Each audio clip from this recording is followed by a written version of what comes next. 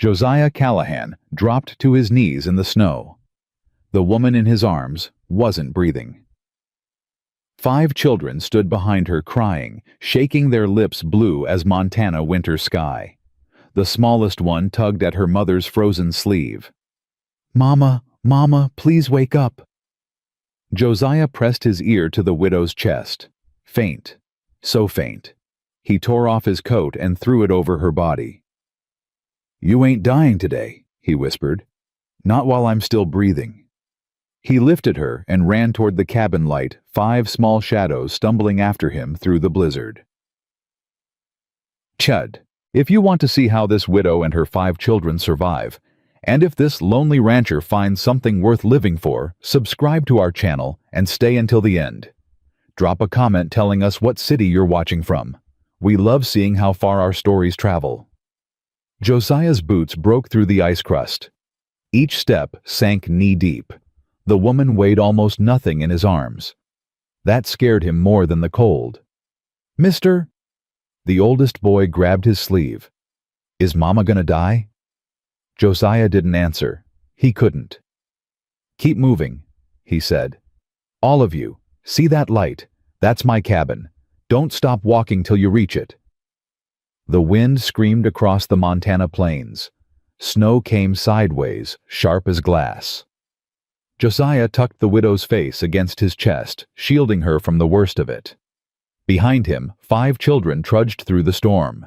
The oldest, maybe 10 years old, carried the youngest on his back. A girl in the middle held hands with twin boys who couldn't be more than 4. "I'm cold," one of the twins whimpered. "I know, sweetheart." The older girl's voice cracked. "Just keep walking. Keep walking." Josiah's jaw tightened. What kind of man left his family out here to freeze? He kicked the cabin door open. Heat from the fire hit him like a wall. He laid the widow on the floor near the hearth, then turned back to the children stumbling through the doorway. "Get inside, all of you, now!" The oldest boy set down his little sister. She couldn't have been more than 2, just a tiny thing wrapped in a thin shawl. Her eyes were closed. Josiah's heart stopped. "She ain't moving," he said. The older girl scooped her up, patting her cheeks. "Nellie, Nellie, wake up." Nothing. Josiah grabbed blankets from his bed, wrapping them around the baby. He rubbed her tiny hands between his palms. "Come on, little one, come on." A weak cry. Then another. The girl's legs gave out. She sat on the floor, clutching Nellie, sobbing. "Thank God! Thank God!" Josiah turned back to the widow. Her lips were gray. Her skin felt like ice. "You." He pointed at the oldest boy. "What's your name?" "Samuel, sir. Samuel Pruitt." "Samuel, there's a kettle on the stove. Fill it from the bucket in the corner. Get water boiling." "Yes, sir." "And you." Josiah looked at the older girl. "What do they call you, Charlotte?" "I'm 13. "Charlotte, I need you to get your brothers and sisters out of those wet clothes. There's shirts in that chest by the wall. They'll be too big, but they're dry." Charlotte nodded, wiping her tears. "Yes, sir." Josiah leaned over the widow. He pressed his hand to her forehead. Cold. Too cold. He started removing her frozen boots. The leather was stiff, crackling as he pulled. Her stockings were soaked through. "Mama?" One of the twins crept closer. "Is Mama sick?" Josiah looked at the boy. Same brown eyes as his mother. Same fear in them. "What's your name, son?"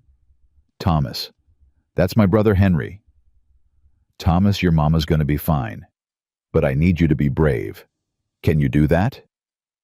Thomas nodded slowly. "Good boy. Go help your sister." Josiah worked quickly. Coat off, shawl off. He wrapped the widow in every blanket he owned, layering them one over another. "Samuel, how's that water coming?" "Almost boiling, sir." "Pour some in a cup. Not too hot. Add a little cold so it won't burn." Charlotte appeared beside him. Nellie bundled in her arms. "Sir, Mama, she was shaking real bad about an hour ago. Then she just stopped." Josiah's blood ran cold. When the shaking stops, that's when death comes calling.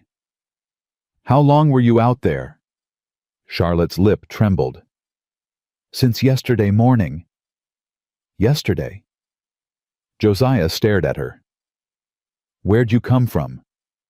Clearwater. Pa. She stopped. Her face changed. Fear, yes, but something else, too.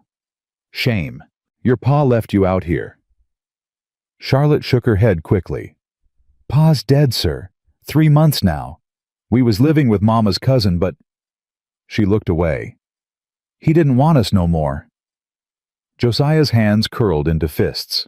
Some men didn't deserve the air they breathed. Samuel. He kept his voice steady. Bring that cup here.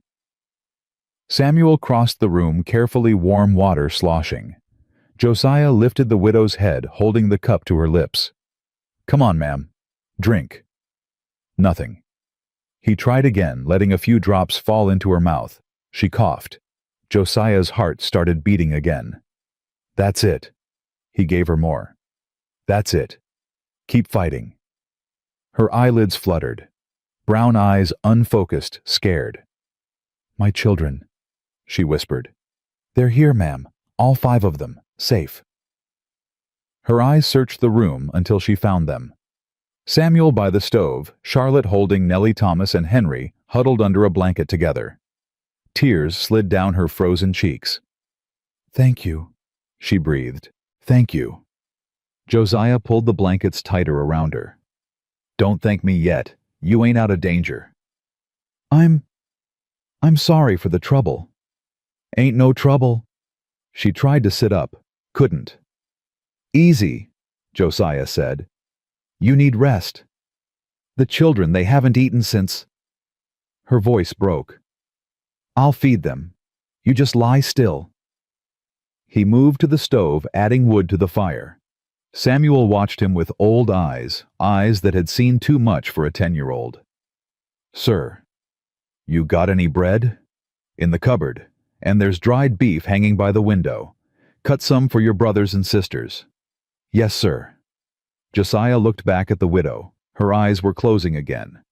Hey. He crouched beside her. What's your name, ma'am? Abigail, she whispered. Abigail Pruitt. Mrs. Pruitt, I need you to stay awake. Can you do that? She nodded weakly. Good. You stay with me. Charlotte brought Nellie closer to the fire. The baby had stopped crying, her eyes wide and curious now, watching Josiah move around the cabin. Mr. Henry tugged at Josiah's trouser leg. Are we gonna live here? Josiah looked at the small hand gripping his clothes. Something twisted in his chest.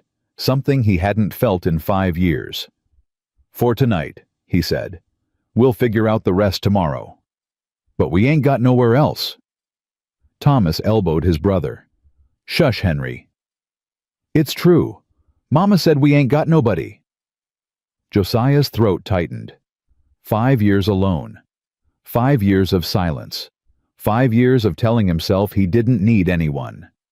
Now his cabin was full of children who had nobody. Eat your supper, he said gruffly. Both of you. He stood by the window, staring out at the storm. Snow swirled in endless white sheets. The temperature was dropping fast. If he hadn't spotted them when he did. He closed his eyes. Sir, Charlotte's voice was soft. I ain't never got your name. Callahan. Josiah Callahan. Mr. Callahan, She paused. Nobody's helped us in a long time. Not since Pa died. Most folks just look the other way. Josiah turned to face her. In the firelight, she looked so much older than 13. Too much burden on those thin shoulders. Why'd your mama's cousin turn you out? Charlotte's face hardened. He wanted Mama to marry him. Said it was the only way we could stay. And she refused? She told him she'd rather freeze than let him touch her. Josiah felt the rage rise in his chest. Slow burning familiar. What's this cousin's name? Charlotte hesitated. Why do you want to know? Just curious. Virgil Coombs. He owns the Mercantile in Clearwater. Josiah nodded slowly. He knew the name. Knew the man's reputation, too oily smile, grabbing hands, the kind of man who preyed on desperate women. He won't find you here, Josiah said. You don't know Virgil, sir. He don't give up easy. He told Mama she belonged to him now, that Pa owed him money. Did he? Charlotte shrugged. Don't know. Maybe. Pa drank a lot before he got sick. From the floor, Abigail stirred. Charlotte? Charlotte rushed to her mother's side. I'm here, Mama. You shouldn't. Abigail coughed. You shouldn't tell strangers our business. He ain't a stranger, Mama. He saved us. Abigail's eyes found Josiah. Something passed between them, a silent weighing, a measuring of trust. Mr. Callahan, she said weakly, I'm grateful for your kindness, but we'll be on our way soon as the storm passes. On your way where? Silence. That's what I thought. Josiah crossed his arms. You got no money, no supplies, and 5 children under 12. Where exactly are you planning to go? That ain't your concern. It is if you freeze to death a mile from my ranch. Thomas tugged at his mother's blanket. Mama, I like it here. It's warm.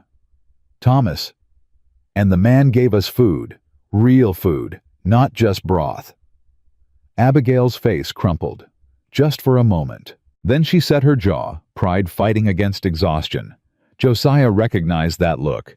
He'd seen it in his own mirror plenty of times. Mrs. Pruitt? He softened his voice. Storm won't pass for 2, maybe 3 days. You're in no condition to travel. Your children need rest and food. Stay until you're strong enough to make a plan. I can't pay you. Did I ask for payment? Then what do you want? The question hung in the air. Josiah thought about it. What did he want? 5 years of quiet. 5 years of routine. Wake up, tend the cattle, eat. Alone, sleep alone, repeat. He'd convinced himself that was enough. Looking at this widow and her children, he realized how much he'd been lying to himself. I want you to get warm, he said finally. Rest. Let your children sleep without fear, that's all. Abigail stared at him like he'd spoken a foreign language. Why? Does it matter? Yes. Josiah sat down on the floor near the hearth, close enough to tend the fire, but far enough that she wouldn't feel crowded. My wife, he said quietly, used to say that kindness don't need reasons. She said we help because helping is right, not because we get something back. Your wife? She passed 5 years ago. Her and my boy. Abigail's expression changed. The wariness softened. I'm sorry. So am I. He poked at the fire. But she'd haunt me proper if I left a widow and 5 children to freeze in a blizzard. For the first time, Abigail almost smiled. She sounds like a good woman. She was the best. Nellie started fussing. Charlotte bounced her gently whispering soothing words. How old is the little one? Josiah asked. 18 months. Abigail's voice caught. She was born after Jacob died. He never got to see her. I'm sorry. Folks keep saying that. Doesn't bring him back. No, it doesn't. Samuel appeared at Josiah's elbow. Sir, there's something scratching at the door. Josiah stood quickly, hand going to the rifle above the mantel. Then he heard a familiar whining. He opened the door. A gray-muzzled dog limped inside, covered in snow. Biscuit, Josiah exhaled. You old fool! Thought you were in the barn. The dog shook snow everywhere, then noticed the children. His tail started wagging. Henry gasped. A dog? Can we pet him? Thomas was already reaching out. Biscuit solved the question himself, lumbering over and licking Thomas's face. Both twins dissolved into giggles. Josiah watched. When was the last time laughter filled this cabin? He couldn't remember. Mr. Callahan. Charlotte spoke up. Why do you live out here all alone? Charlotte, Abigail warned. That's not polite. It's all right. Josiah sat back down. After my wife and son died, I couldn't stay in Kansas. Too many memories. So I came here, built this place, raised cattle. Don't you get lonely? He looked at her, this girl trying so hard to be grown, asking questions with the simple honesty of youth. Sometimes. Mama gets lonely too. She tries to hide it, but I hear her crying at night. Charlotte? Abigail's face flushed. It's true, Mama. You miss Pa something terrible. Abigail turned away, but not before Josiah saw the tears. This woman had buried a husband, been preyed upon by a predator, walked her children through a blizzard with no destination, and still somehow kept them all alive. She was stronger than she knew. Samuel. Josiah stood. Help me get some more blankets from the storage room. It's going to be a cold night. Yes, sir. As they walked to the back of the cabin, Samuel spoke quietly. Sir, that man Virgil, he's going to come looking for us. How do you know? Because he told Mama she was his property now. Said he'd hunt her down if she ran. Josiah's hands clenched. He said those exact words? Yes, sir. I heard him myself. What else did he say? Samuel's young face went hard. He said he'd put me and my brothers in the orphanage. Said he'd keep Charlotte and Mama for himself. The rage in Josiah's chest turned to ice. Listen to me, Samuel. He crouched to the boy's level. No one is taking you or your family anywhere, not while you're under my roof. You understand. Samuel's lip trembled. But you're just one man. One man with a rifle and a reason to fight. That's enough. Samuel stared at him. Then slowly he nodded. Pa used to say something like that, before he got sick. Your pa sounds like he was a good man. He was. Samuel's voice broke. He was the best. Josiah put his hand on the boy's shoulder. Let's get those blankets. By midnight, the children were asleep. Samuel curled near the fire with his brothers.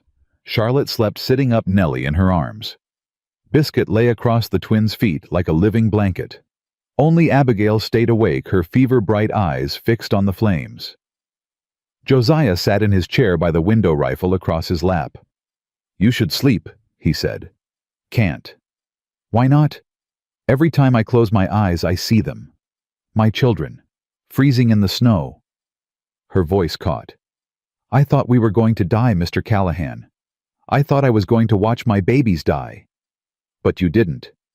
Only because you found us. She turned to look at him. Why were you out in that storm?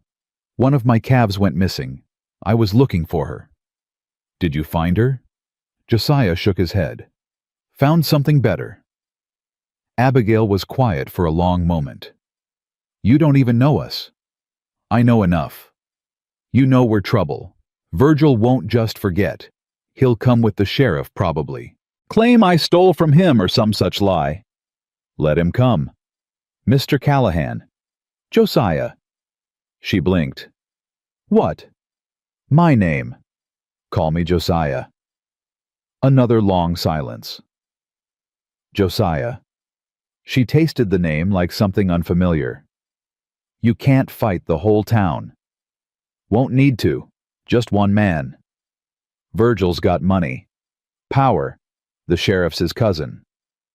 Then I'll go over the sheriff's head. To who? Josiah's jaw set. I know people in Helena. Good people. Law-abiding people.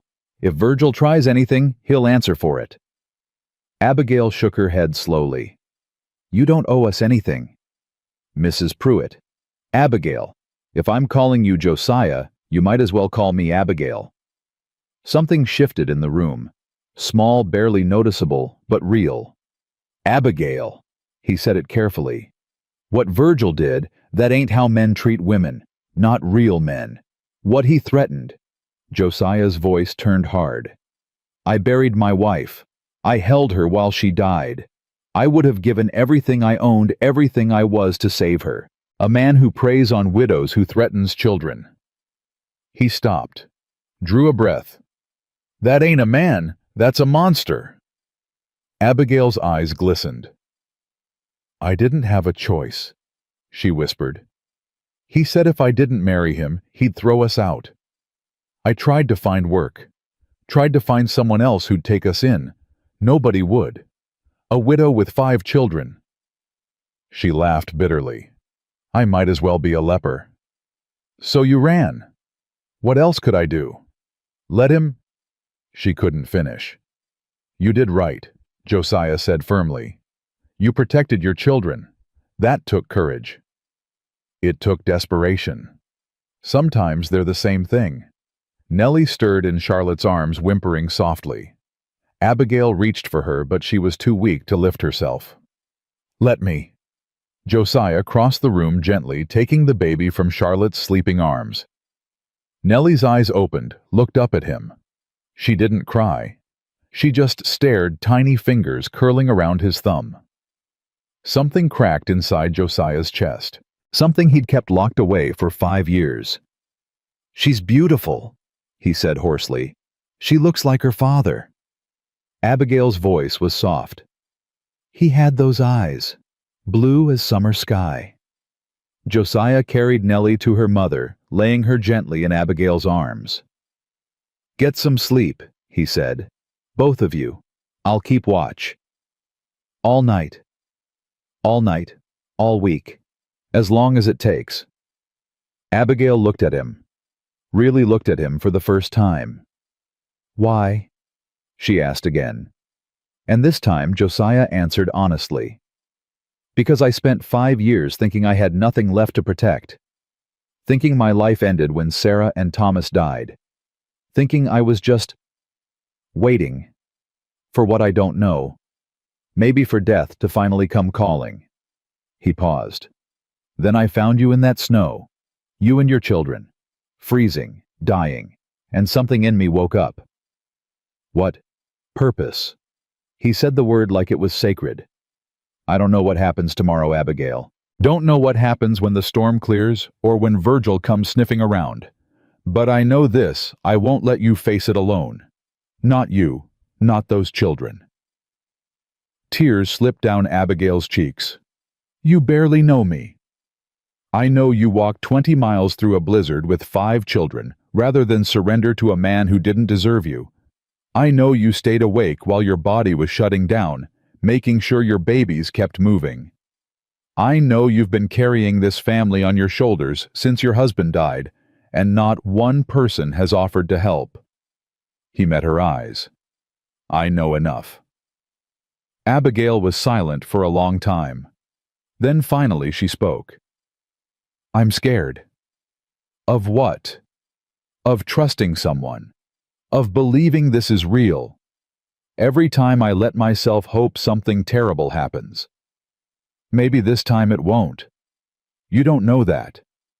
No. But I know that right now in this moment you're safe. Your children are fed and warm and sleeping. And tomorrow when the sun comes up, we'll figure out the next step together. Abigail closed her eyes. When she opened them again, something had changed. Not trust, not yet, but maybe the beginning of it. Good night, Josiah. Good night, Abigail. She curled around Nellie, her body finally relaxing into sleep. Josiah sat by the window watching the storm rage outside.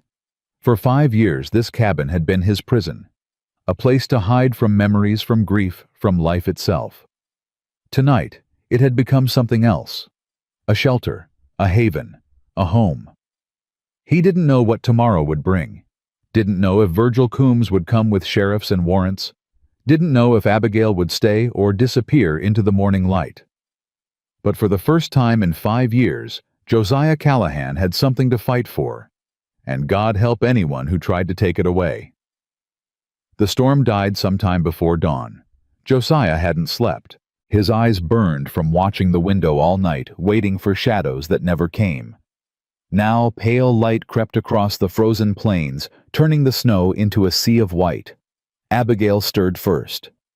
The children, she whispered, still sleeping, all of them. She pushed herself up slowly, wincing. How long was I out? Few hours. You needed it. Abigail looked around the cabin, taking in the sleeping forms of her children. Samuel sprawled near the hearth. Charlotte curled around Nellie.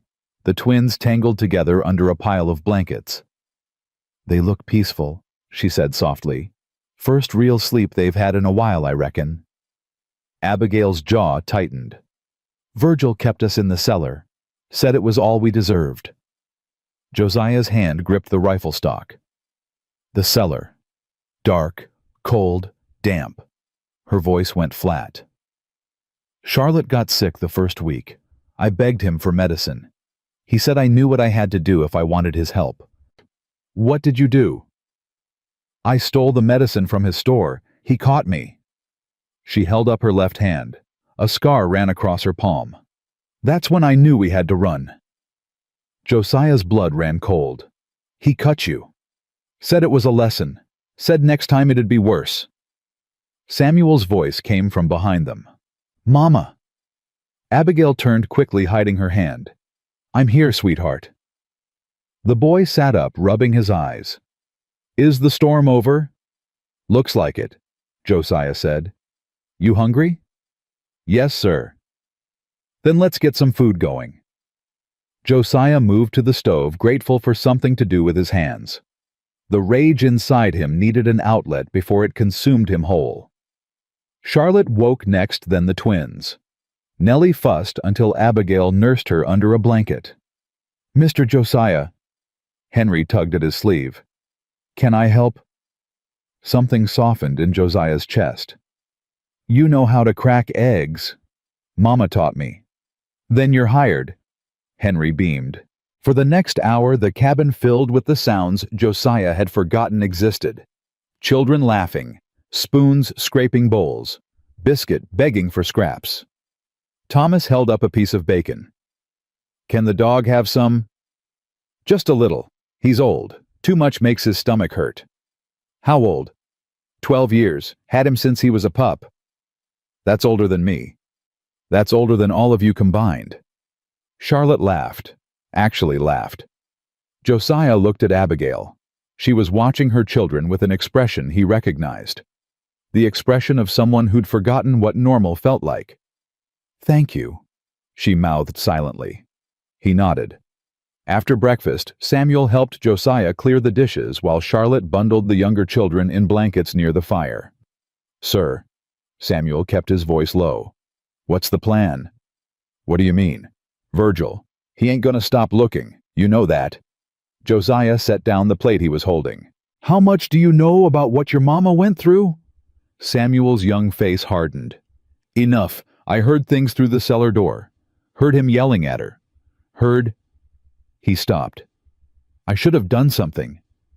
"You're 10 years old. Pa would have done something. Your pa's gone, son. That ain't your fault, and protecting your mama wasn't your job." "Then whose job was it?" Josiah held the boy's gaze. "Mine now." Samuel studied him for a long moment. "You mean that—" "I don't say things I don't mean." "Then what are we going to do?" Josiah glanced at Abigail, who was helping Nellie take wobbly steps across the floor. "First, I need to go to town, get supplies, see what folks are saying about your family." "I'll come with you." "No, you stay here. Protect your mother and siblings." Samuel's chest puffed slightly. "You trust me with that?" "I do. Can I—" "Yes, sir." Josiah clapped him on the shoulder. "Good man."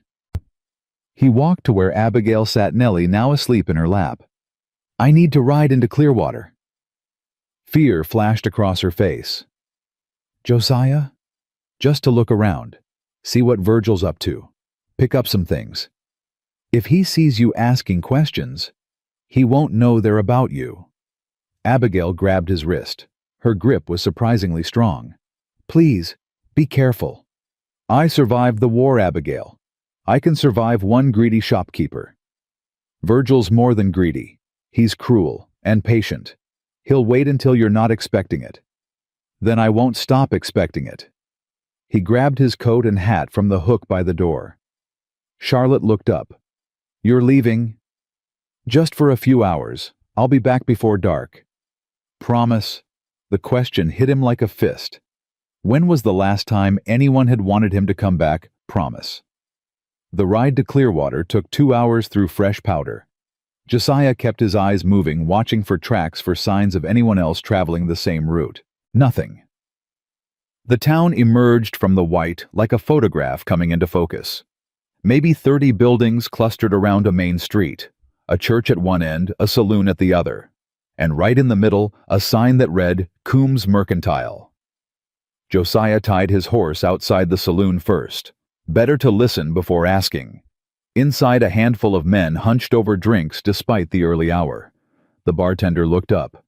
Help you? Whiskey and some information. First one's easy. Second depends on what you're asking. Josiah laid a coin on the bar. Heard there was some trouble with the Pruitt widow. She around? The bartender's expression changed. Guarded now. Why do you want to know? Owed her husband money. Wanted to pay my respects. Jacob Pruitt died 3 months back. I've been away. A man at the end of the bar spoke up. You a friend of the Pruitts? Josiah turned slowly. The man was younger than him, lean and weathered with honest eyes. Knew Jacob from before. We worked the same cattle drive back in '76. The lie came easy, too easy. The young man stood extending his hand. Name's Ezekiel Thompson. Folks call me Zeke. I was Jacob's neighbor before he passed. Josiah Callahan. Callahan. Zeke's brow furrowed. You got a ranch north of here, near Miller's Creek? That's right. Heard of you. Keep to yourself mostly. I like quiet. Zeke lowered his voice. If you're looking for the widow, she's gone. Ran off 3 nights ago with all 5 young'uns. Ran off from where? Virgil Coombs' place. He took them in after Jacob died. Charitable act, he called it. Zeke's tone said exactly what he thought of that charity. And now she's missing. Virgil's telling everyone she stole from him, got the sheriff looking for her. Josiah's grip tightened on his glass. What did she supposedly steal? Money? Jewelry? Whatever Virgil decides to claim. Zeke leaned closer. Between you and me, that woman didn't steal nothing. She ran because Virgil was... He stopped, looked around. Well, you can guess. I can. Virgil's got this whole town scared. His cousin's the sheriff and his brother runs the bank. Cross one Coombs, you cross them all. Sounds like the Pruitts didn't have much choice. They didn't have any choice. Jacob borrowed money to buy medicine when the twins got sick. Never could pay it back. When he died, Virgil swooped in like a vulture. Told the widow it was marry him or lose everything. She refused. She tried to. Then he made life impossible. Locked her and the children in his cellar. Worked her like a slave. Wouldn't let the young'uns go to school. Zeke shook his head. Worst part, nobody did nothing. We all just watched. Why? Fear, cowardice, take your pick. Zeke met his eyes. I ain't proud of it. Josiah finished his whiskey. Where's Virgil now? His store. Where else man lives for that place? Zeke paused. You ain't thinking of doing something stupid, are you? Define stupid. Anything that gets you killed. Josiah laid another coin on the bar. Thanks for the information. He walked out before Zeke could say more. Coombs Mercantile stood at the center of town like a spider in its web. Josiah pushed through the door a bell, announcing his arrival. The man behind the counter looked up. Virgil Coombs was smaller than Josiah expected. Thin, balding, with a smile that never reached his eyes. The kind of man who compensated for his size with cruelty. Help you, stranger. Looking for supplies, coffee, flour, ammunition. Got all that. Virgil came around the counter, eyes scanning Josiah like he was calculating his worth. Don't think I've seen you before. I keep to myself. Rancher. That's right. Where? North, Miller's Creek area. Virgil's eyes sharpened. That's remote territory. Storm must have hit you hard. It did. See anyone out there? Any travelers? Josiah met his gaze steadily. Just snow. Virgil's smile tightened. Reason I ask, I got a situation. Family that was staying with me ran off. Widow and 5 children. Stole from me too. That's so. I'm offering a reward. $50 for information on their whereabouts. $50 is a lot of money. They took a lot from me. Virgil moved closer. You see anything, you let me know? Ask for me at the sheriff's office. I'm practically family there. I'll keep that in mind. Josiah gathered his supplies, paid with exact change, and walked out without looking back. He felt Virgil's eyes on him the whole way to his horse. The ride back took longer. Josiah kept checking over his shoulder, making sure no one followed. The sun was setting by the time his cabin came into view. Samuel was waiting on the porch, rifle in hand. You're back. Told you I would be. Mama was worried. She shouldn't have been. Josiah dismounted, grabbing the supply bag. Anything happen while I was gone? Nothing, sir. Just waiting. Inside, Abigail rushed toward him. What did you find out? Josiah set down the supplies, looked at the children scattered around the room. Thomas and Henry playing with Biscuit. Charlotte mending a tear in her dress. Nellie asleep in a basket near the fire. Let's talk outside. They stood on the porch, breath fogging in the cold air. He's looking for you, Josiah said. Offering $50 reward, telling everyone you stole from him. Abigail closed her eyes. Of course he is. He's got the sheriff in his pocket. His cousin. I told you. But he doesn't know where you are, not yet. He'll figure it out. Virgil always figures things out. Josiah turned to face her fully. I met a man in town, Zeke Thompson. Says he was your husband's neighbor. Abigail's expression softened. Zeke, he's a good man. He feels guilty. Says everyone just watched what Virgil did to you. They did. Can't blame them, though. Virgil destroyed the last family that crossed him. Ran them out of town, took their land, made sure they couldn't start over anywhere in Montana. What happened to them? Heard the husband drank himself to death. The wife went back east with nothing. Abigail's voice dropped. That's what Virgil does. He doesn't just beat you. He breaks you. He won't break you. How can you be sure? Josiah reached out, took her cold hand in his. Because you're not alone anymore. Abigail stared at their joined hands. Then slowly her fingers curled around his. Josiah, I'm scared. Not just for me. For you. If Virgil finds out you're helping us, let him find out. He'll come for you too. Good. I'd rather he come to me than hunt you across the territory. That's not, you can't just throw your life away for strangers. You're not strangers, not anymore. Abigail's breath caught. We've known each other 2 days. Sometimes 2 days is enough. The cabin door creaked open. Charlotte poked her head out. Mama Nellie's awake. She's hungry. Abigail pulled her hand back, but Josiah saw the color in her cheeks. Coming, sweetheart. She went inside.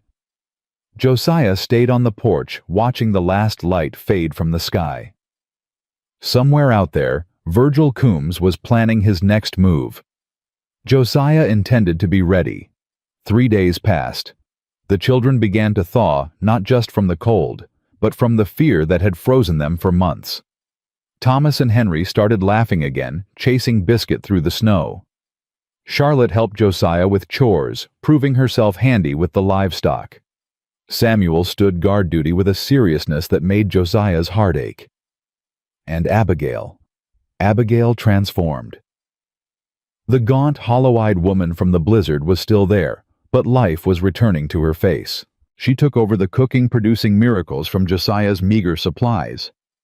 She organized the cabin with a woman's touch, making the space feel warmer, fuller. At night after the children slept, they talked. Jacob would have liked you, she said one evening. You're alike in some ways. How so? Quiet, stubborn, good. Josiah stirred the fire. I ain't good. Yes, you are. You just don't see it. I've done things, Abigail, in the war. Things I ain't proud of. We've all done things we ain't proud of. Doesn't define us. What defines us then? Abigail considered the question. What we do when it matters. When nobody's watching. When there's nothing to gain. Like taking in a widow and 5 children during a blizzard. Like that. She smiled softly. Sarah was lucky to have you. I was lucky to have her. You still miss her? Every day. Abigail nodded slowly. That's how I feel about Jacob. People tell me it gets easier. That time heals. But I don't want to stop missing him. The missing means he mattered. He did. Anyone who raised those children, he mattered plenty. Abigail's eyes glistened. Thank you. For what? For seeing us. Not as burdens or charity cases. Just as people. Josiah reached over, squeezed her hand briefly. Get some rest. Tomorrow we start planning. Planning what? How to make sure Virgil Coombs never bothers your family again. On the 4th day, Zeke Thompson rode up to the cabin. Josiah had his rifle aimed before the man was halfway across the yard. Easy. Zeke held up both hands. It's me, from the saloon. I know who you are. Question is, why are you here? To warn you. Zeke dismounted slowly. Virgil knows. Josiah's blood went cold. Knows what? That you were asking about the Pruitts. That you bought supplies for more than one person. He put it together. Zeke glanced at the cabin. She's here, ain't she? The widow and her children? If she was, then you need to know Virgil's coming, tonight. He's got the sheriff and 2 deputies with him. Inside, Abigail appeared in the doorway. Her face went white. Zeke, Mrs. Pruitt. Zeke tipped his hat. Ma'am, I'm sorry I didn't do more before, but I'm here now. How many hours? Josiah cut in. 3, maybe 4. They're taking the long way, avoiding the drifts. That gives us time. Time for what? Abigail's voice shook. Time to run, Josiah. We've been running. There's nowhere left to go. Then we don't run. We fight 4 armed men. If we have to. Josiah turned to Zeke. You with us? Zeke hesitated. Then his jaw set. Jacob Pruitt was the closest thing I had to a friend. I should have spoken up months ago. Reckon it's time I made it right. Mama! Charlotte appeared behind Abigail. The younger children clustered behind her. What's happening? Abigail knelt, gathering her children close. Nothing, sweetheart. Go back inside. I heard. The bad man is coming. Samuel pushed forward. I can fight. No, Josiah said firmly. You stay with your mother and siblings. No matter what happens, you keep them safe. But, promise me, Samuel. The boy swallowed hard. I promise. Josiah looked at Abigail. Something passed between them. Words, unspoken fears, acknowledged trust solidified. Get the children upstairs. Bar the door. Don't come out until I say. Josiah. I won't let him take you. I swear it. Abigail reached up, touched his face briefly. Don't die, she whispered. Please. Then she gathered her children and disappeared into the cabin. Josiah turned to Zeke. You got a rifle? On my saddle. Get it. We got 3 hours to prepare. They worked fast. Josiah positioned hay bales for cover. He checked every rifle, every pistol, made sure each was loaded and within reach. Zeke set up a vantage point near the barn. As darkness fell, Josiah stood on the porch watching the horizon. You really think you can stop him? Zeke asked, joining him. I think I'm going to try. He's got the law on his side. On paper, he's within his rights. Widow owes him money. Children belong with their mother. Mother belongs with whoever holds the debt. That ain't law. That's tyranny. Same thing out here. Josiah's grip tightened on his rifle. Then we change it. How? One stand at a time. An hour later, lantern lights appeared on the horizon. 4 riders, just like Zeke said. Josiah stepped into the center of the yard rifle at his side. The lead rider emerged from the darkness. Virgil Coombs. Behind him, Sheriff Brennan and 2 deputies, hands resting on their holsters. Virgil pulled his horse to a stop, that oily smile spreading across his face. Well, well, the hermit of Miller's Creek. Didn't expect you to be such a fool. Evening, Virgil. You know why we're here. I know what you think you're gonna do. I also know it ain't gonna happen. The sheriff spoke up. Mr. Callahan, this ain't your concern. Mrs. Pruitt is a fugitive. She stole from Mr. Coombs and fled with his property. His property? The children. By law, they belong to whoever holds the family debt. That's Virgil. Children ain't property. The law says different. Josiah's jaw tightened. Then the law is wrong. Virgil laughed. I like you, Callahan. Got spine. But spine don't win against bullets.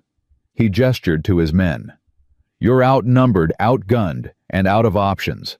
Hand over the widow and her brats, and we ride away peaceful. And if I don't, then we take them by force, and you die in the process. From the barn, Zeke stepped forward, rifle raised. Might not be that simple. Virgil's smile faltered. Thompson, you're in this too. Someone had to be. You're a dead man. Maybe. But I'll take a few of you with me.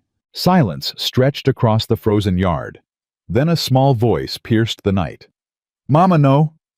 The cabin door burst open. Abigail stepped out, hands raised. Stop. All of you. Just stop.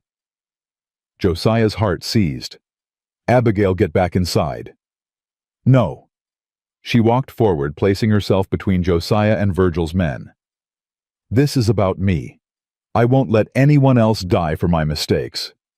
Virgil's grin returned. Smart woman. Always knew you'd see sense. I'll come with you. Willingly. But you leave the children here.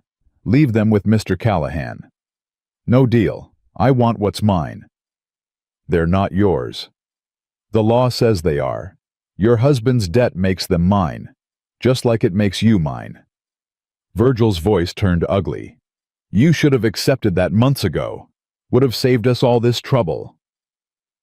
Abigail's chin lifted. I would rather die than belong to you. That can be arranged.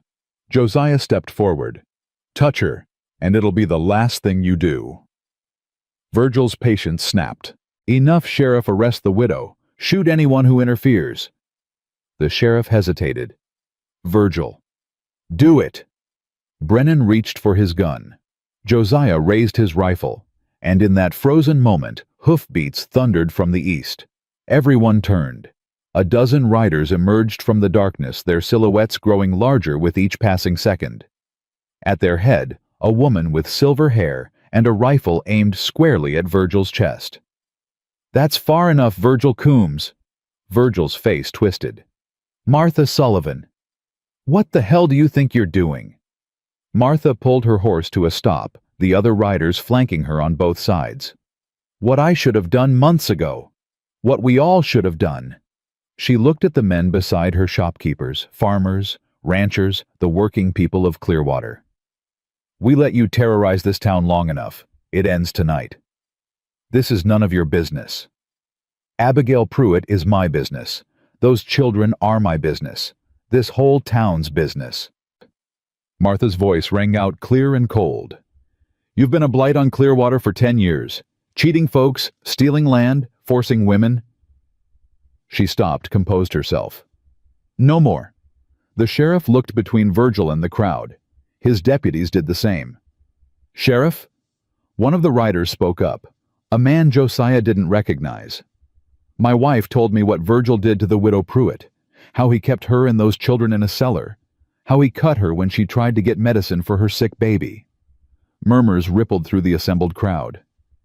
That true, Virgil? The sheriff asked slowly. She's a liar.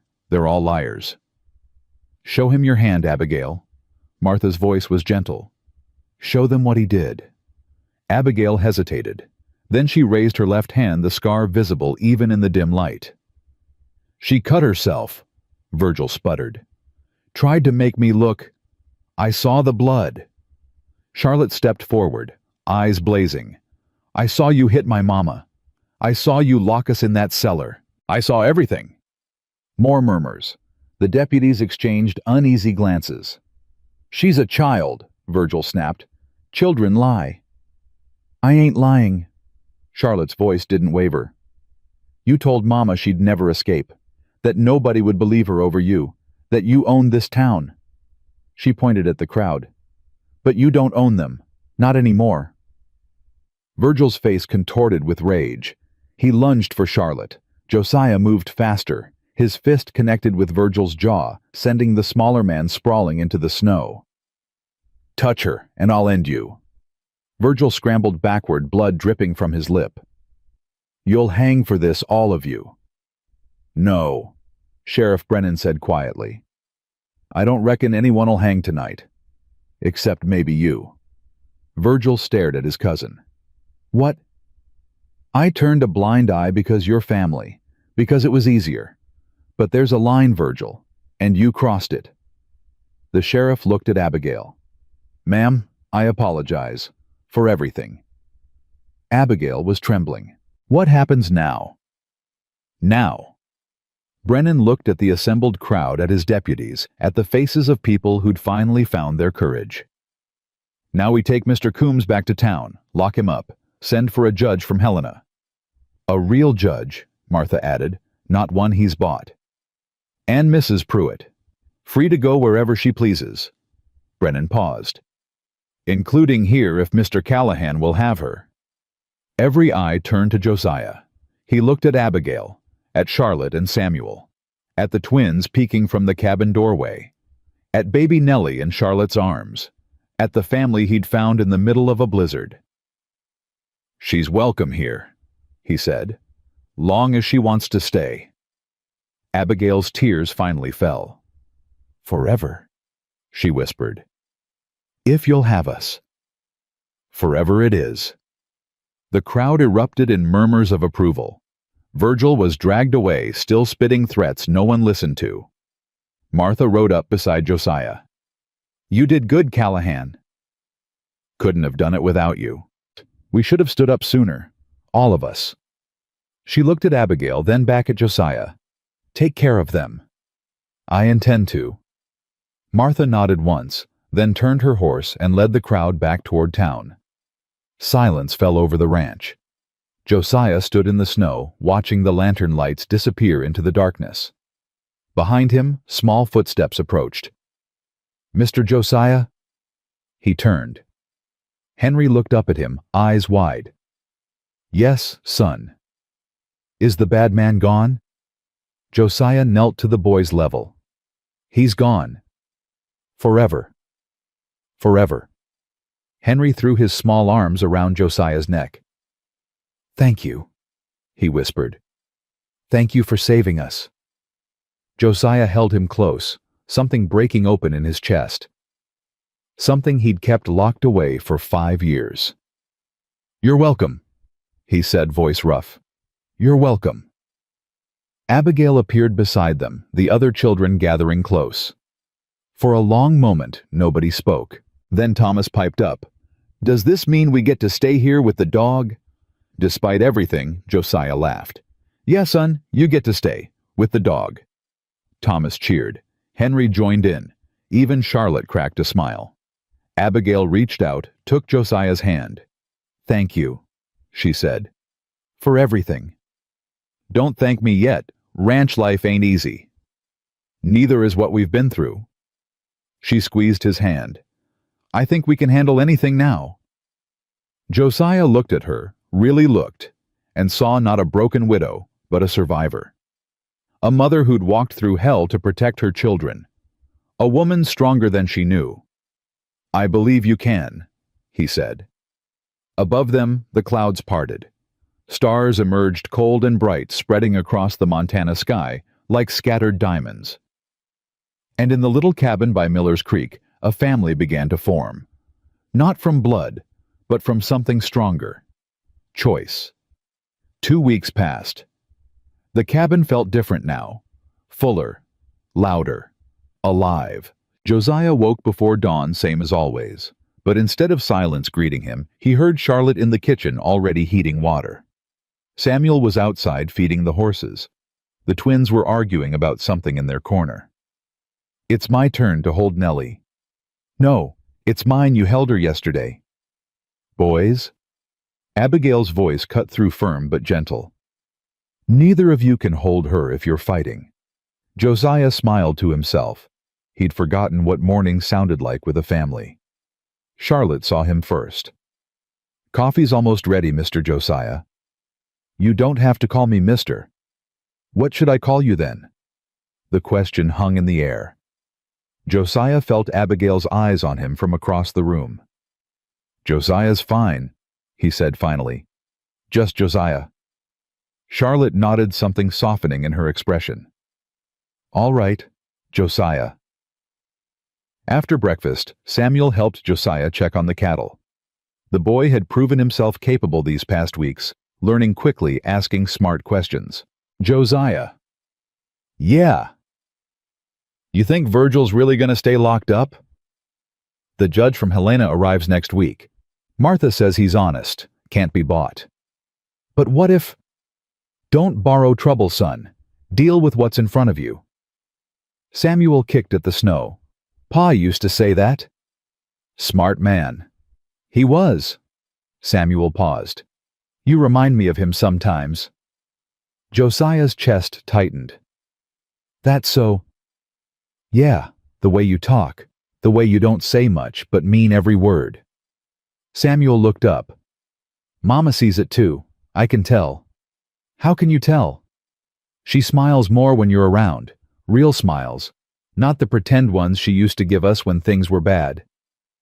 Josiah didn't know what to say. "Anyway." Samuel shrugged like it was nothing. "Just thought you should know." They worked in silence after that, but it was a comfortable silence, the kind that didn't need filling. That afternoon, Martha Sullivan rode up with news. "Judge Morrison's coming early, day after tomorrow." Abigail clutched her apron. "That's good, isn't it?" "It is. But there's something else." Martha glanced at Josiah. "Virgil's brother came in from Helena, named Cyrus Coombs. He's a lawyer." "Of course he is." "He's been asking questions. About you, Josiah. About your past." "What kind of questions?" "War record. Where you came from before Montana. Why you live alone." Martha's expression was troubled. "He's digging for something." Abigail stepped closer. "What could he possibly find?" Josiah's jaw tightened. "Nothing worth finding." "Josiah." Martha's voice softened. "Is there anything we should know? Anything Cyrus could use against you?" Silence stretched.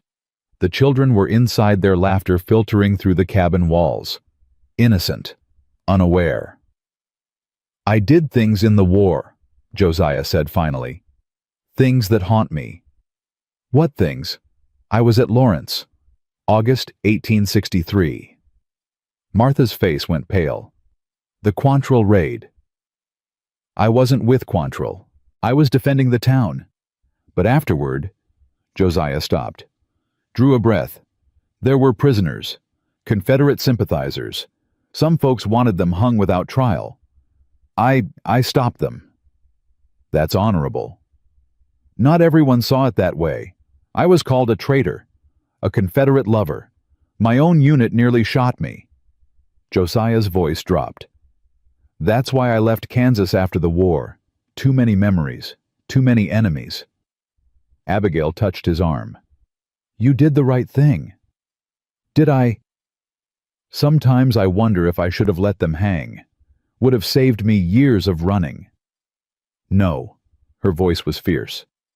"Killing prisoners isn't justice. It's murder. You knew that, even when everyone around you had gone mad with revenge." Josiah met her eyes. "You really believe that?" I believe in you." Martha cleared her throat. "Whatever happened in Kansas, it's not a crime. Cyrus can't use it against you. He'll try. He'll twist it. Make me look like a Southern spy or something. Then we tell the truth first. Get ahead of him." "How?" "Judge Morrison's a fair man. I'll speak to him before the trial. Make sure he knows your character." Josiah shook his head. "I don't want you risking yourself for me." "Too late for that." Martha smiled grimly. "We're all in this together now." The next day brought more trouble. Zeke rode in at noon, his horse lathered. "There's talk in town. Bad talk." "What kind?" "Cyrus has been buying drinks at the saloon, telling stories about the widow and the rancher, saying Abigail seduced you, that she planned this whole thing to trap a lonely man with money." Abigail's face flushed. "That's a lie." "I know it is, but folks are listening. You know how it is. Half the town stood up for you, but the other half stayed home. They're the ones believing Cyrus now." Josiah's fists clenched. "Let them believe." "It's not that simple. If the jury thinks Abigail's some kind of schemer, they might let Virgil go. There's going to be a jury.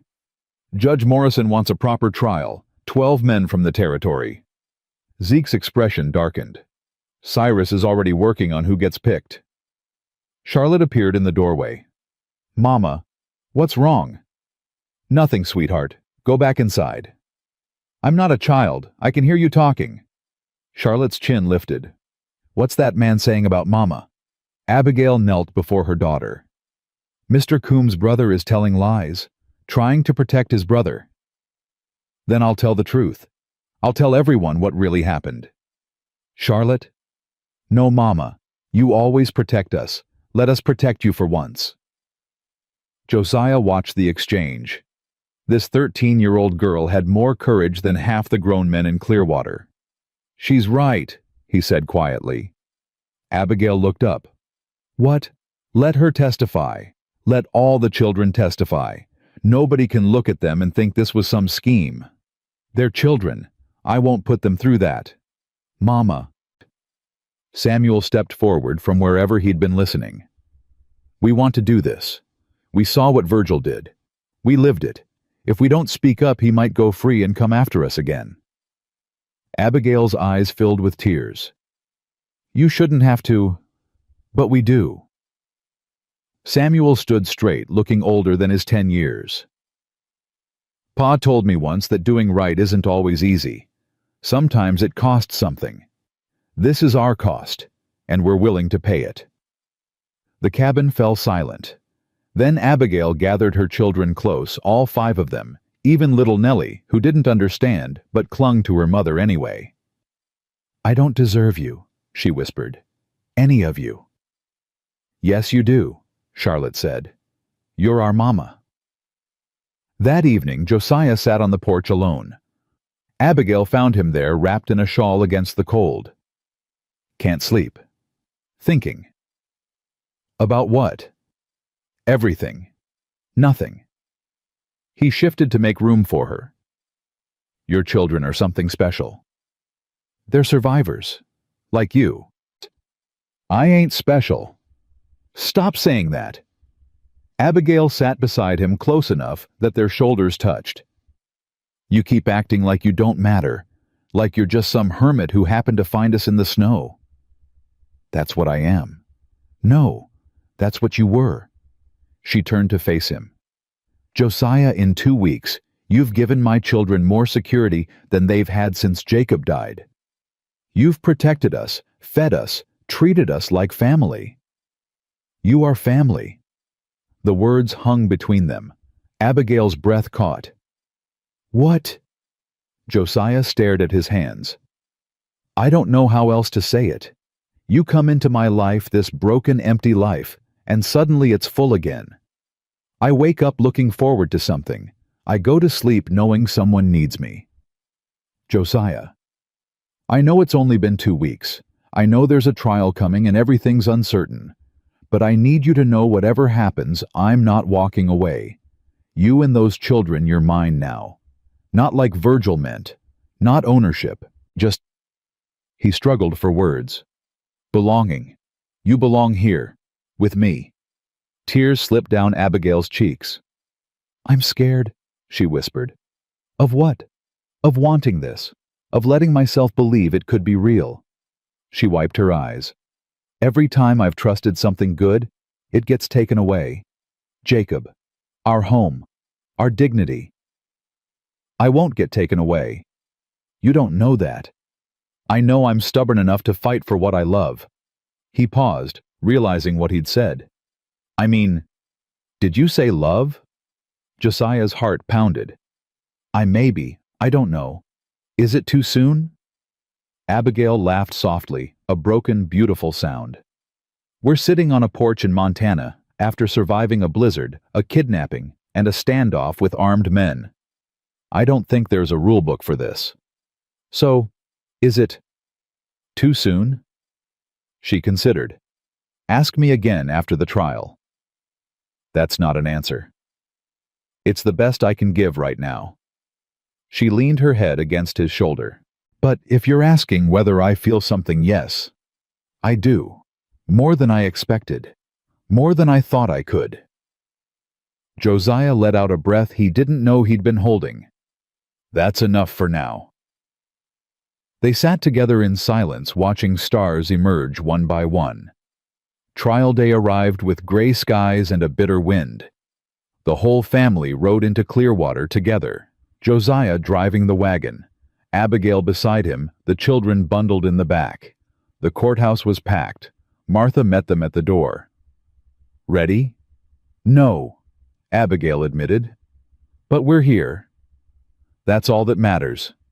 Inside, Josiah spotted familiar faces. Zeke Thompson, the farmers and shopkeepers who'd stood with them that night. But he also saw others, tight-lipped, arms crossed, looking at Abigail like she was something dirty. Cyrus Coombs sat at the front, oily smile in place, and beside him in chains sat Virgil. The man looked smaller somehow, paler. But when his eyes found Abigail, they burned with hatred. Charlotte grabbed Josiah's hand. Don't look at him, Josiah whispered. He can't hurt you anymore. Judge Morrison entered, a stern man with silver hair and sharp eyes. The room fell silent. This court will come to order. Morrison's voice carried authority. We're here to determine whether Virgil Coombs should stand trial for crimes including assault, false imprisonment, and extortion. Mrs. Pruitt, you'll testify first. Abigail stood. Her hands shook, but her voice was steady. Your Honor, I'll tell you everything. From the beginning. And she did. She told them about Jacob's death, about the debt, about Virgil's offers that weren't really offers, but threats wrapped in polite words. She told them about the cellar, the darkness, the cold, the way Virgil withheld food when she refused him. She told them about the night he cut her hand. He said it was a lesson, she said, voice breaking. He said he'd cut deeper next time, that he'd start on my children if I didn't. She couldn't finish. The courtroom was silent. Cyrus stood smoothing his jacket. Your Honor, my client has a different recollection of events. I'm sure he does, Morrison said dryly. Sit down. I'll hear from the children next. Charlotte testified first. She spoke clearly, looking straight at the judge, never once glancing at Virgil. He hit Mama when she said no. He locked us in the cellar with rats and no light. He told us we were worthless, that no one would ever want us. Her voice hardened. But he was wrong.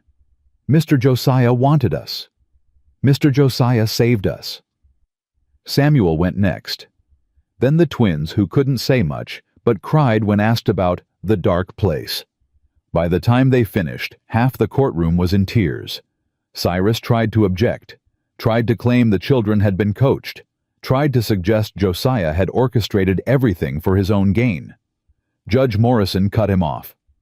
Mr. Coombs, I've heard enough of your theories. What I haven't heard is any evidence contradicting these testimonies.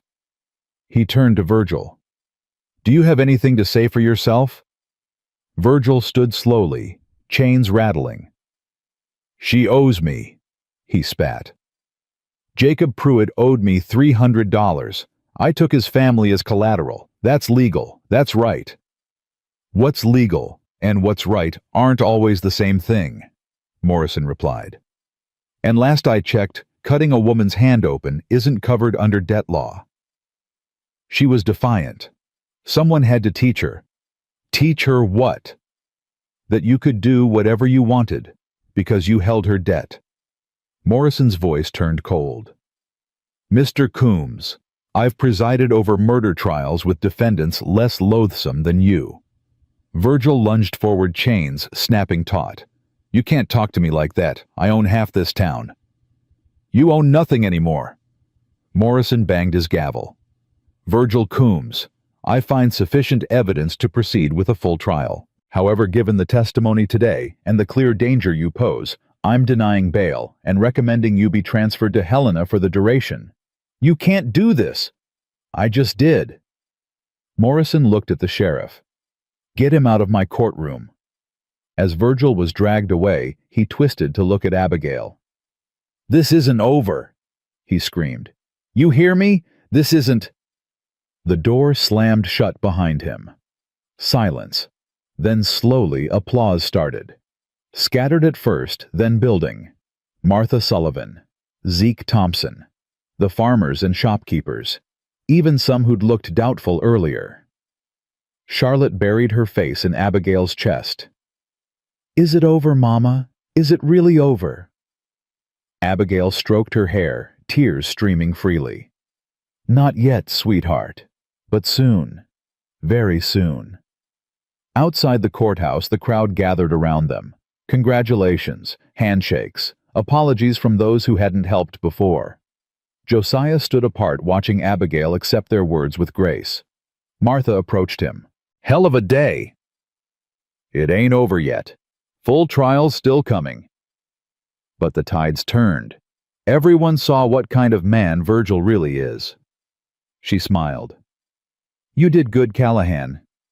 Standing by them. Wasn't hard. That's what makes it good." She walked away, leaving Josiah alone with his thoughts. Then a small hand slipped into his. Nellie. Charlotte must have set her down. The baby toddled beside him, gripping his finger, looking up with those blue eyes that reminded him so much of his own lost son. "Duh," she said. Josiah's heart stopped. "She's been saying that all week," Charlotte said, appearing beside him. "Mama thinks she's confused." "What do you think?" Charlotte considered. "I think babies know more than we give them credit for." Josiah looked at Nellie, at her trusting face, at the tiny fingers wrapped around his. "Maybe they do," he said quietly. "Maybe they do." The ride home was quiet. The children slept in the wagon, exhausted from the emotional day. Abigail sat beside Josiah, her hand resting on his arm. "Thank you," she said. "For what?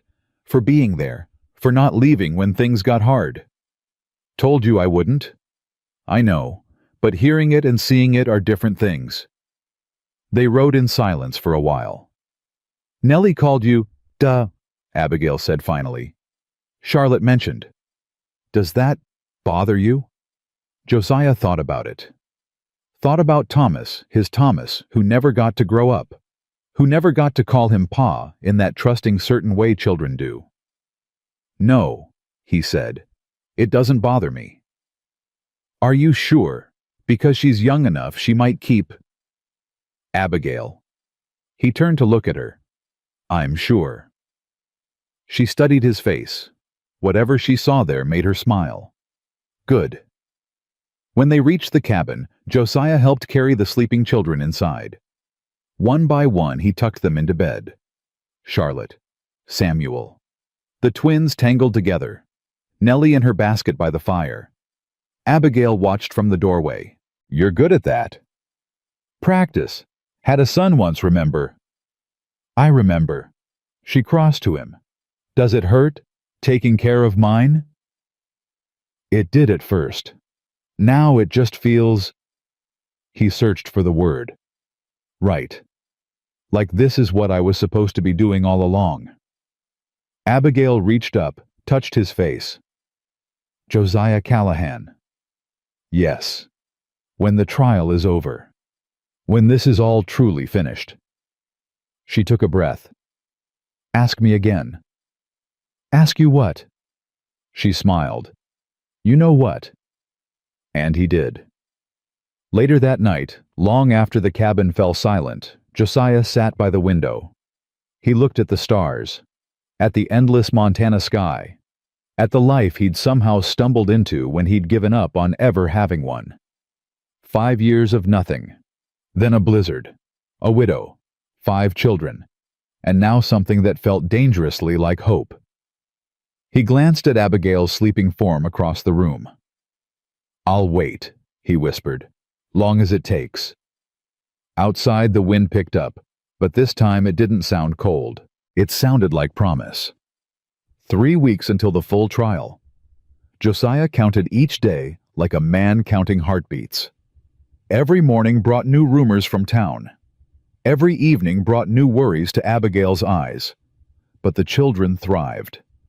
Thomas and Henry had claimed Biscuit as their personal guardian. The old dog followed them everywhere, tail wagging, arthritic legs forgotten. Charlotte had taken over the kitchen with a competence that surprised everyone.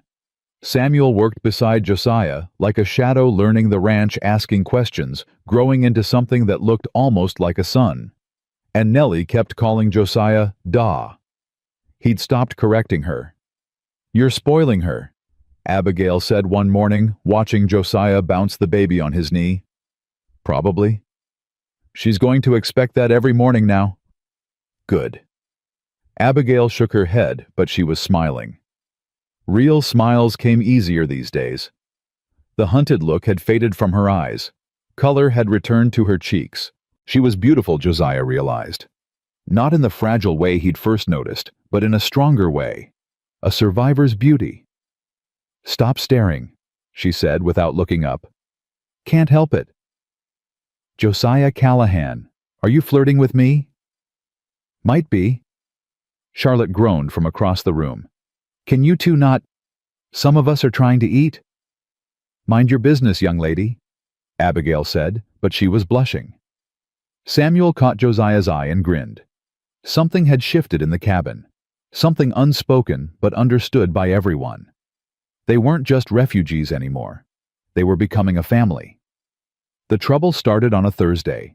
Zeke rode in hard, his horse foaming. Virgil escaped. The words hit like a bullet. Abigail went white. What? Last night. Someone helped him. Guard was found unconscious, cell door open. Zeke was breathing hard. They're tracking him, but the trail went cold at Miller's Fork. Josiah grabbed his rifle. How long ago? 12 hours, maybe more. That means he could be anywhere. That's what I'm afraid of. Charlotte pulled her siblings close. Samuel reached for the hunting knife Josiah had given him. What do we do? Abigail's voice was steady, but Josiah saw her hands trembling. We stay calm. We stay together. And we don't let him win. He's out there, hunting us. Let him hunt. This time, we're ready. Josiah turned to Zeke. Who helped him escape? Nobody knows. But Cyrus disappeared from town the same night. His brother. That's my guess. Josiah's mind raced. Virgil alone was dangerous. Virgil, with his lawyer brother backing him, was worse. They'll try to discredit us before the trial. Make it look like Abigail fabricated everything. Or, Zeke said quietly, they'll make sure there's no trial at all. Abigail clutched Josiah's arm. You think they'd? I think Virgil's got nothing to lose now. He's looking at years in prison. Maybe hanging if the judge decides the assault was severe enough. Josiah met her eyes. A man with nothing to lose is the most dangerous kind. So what do? We prepare. Samuel helped me board the windows. Charlotte gather food and water. Enough for a week. A week. If they try to siege us, I want options. The children moved without question. Even Thomas and Henry helped carrying smaller supplies while Biscuit supervised. By nightfall, the cabin was fortified. Josiah had positioned himself at the window rifle ready. Samuel kept watch at the back. Charlotte had the younger children huddled near the fire, telling them stories to keep them calm. Abigail sat beside Josiah. "You should sleep." "Can't." "Abigail." "Don't." Her voice cracked. "Don't tell me it's going to be fine. Don't tell me we're safe. I've heard those words before, and they've always been lies." Josiah was quiet for a moment. "You're right," he said. "I can't promise we're safe. I can't promise nothing bad will happen. But I can promise you this: I will fight for you, for those children, until my last breath. That's what scares me." "Why?" "Because I can't lose someone else." Tears slipped down her face. "I can't watch another person I love die for me." Josiah's heart stopped. "Love?" Abigail froze, realizing what she'd said. I didn't mean—" "Yes, you did." She looked at him, then really looked, all her walls crumbling. "Yes," she whispered. "I did."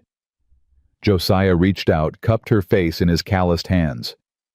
"I love you too," he said. "Been loving you since the moment you opened your eyes in my cabin, and your first thought was for your children. Josiah, we're going to survive this, all of us. And when it's over, I'm going to ask you something. Something I've been waiting to ask. You already know my answer. I want to hear you say it, properly, when we're not scared and exhausted." Abigail laughed through her tears. "You're a stubborn man. You're just figuring that out." She kissed him then, soft, brief, a promise more than a passion. When they pulled apart, Charlotte was watching from across the room. She said nothing, but she was smiling. The first attack came at midnight. A crash from the barn, horses screaming. Josiah was out the door before Abigail could stop him. "Stay inside, bar the door." He ran through the snow, rifle up. The barn doors were open, swinging in the wind. Inside, his two horses were spooked, kicking at their stalls.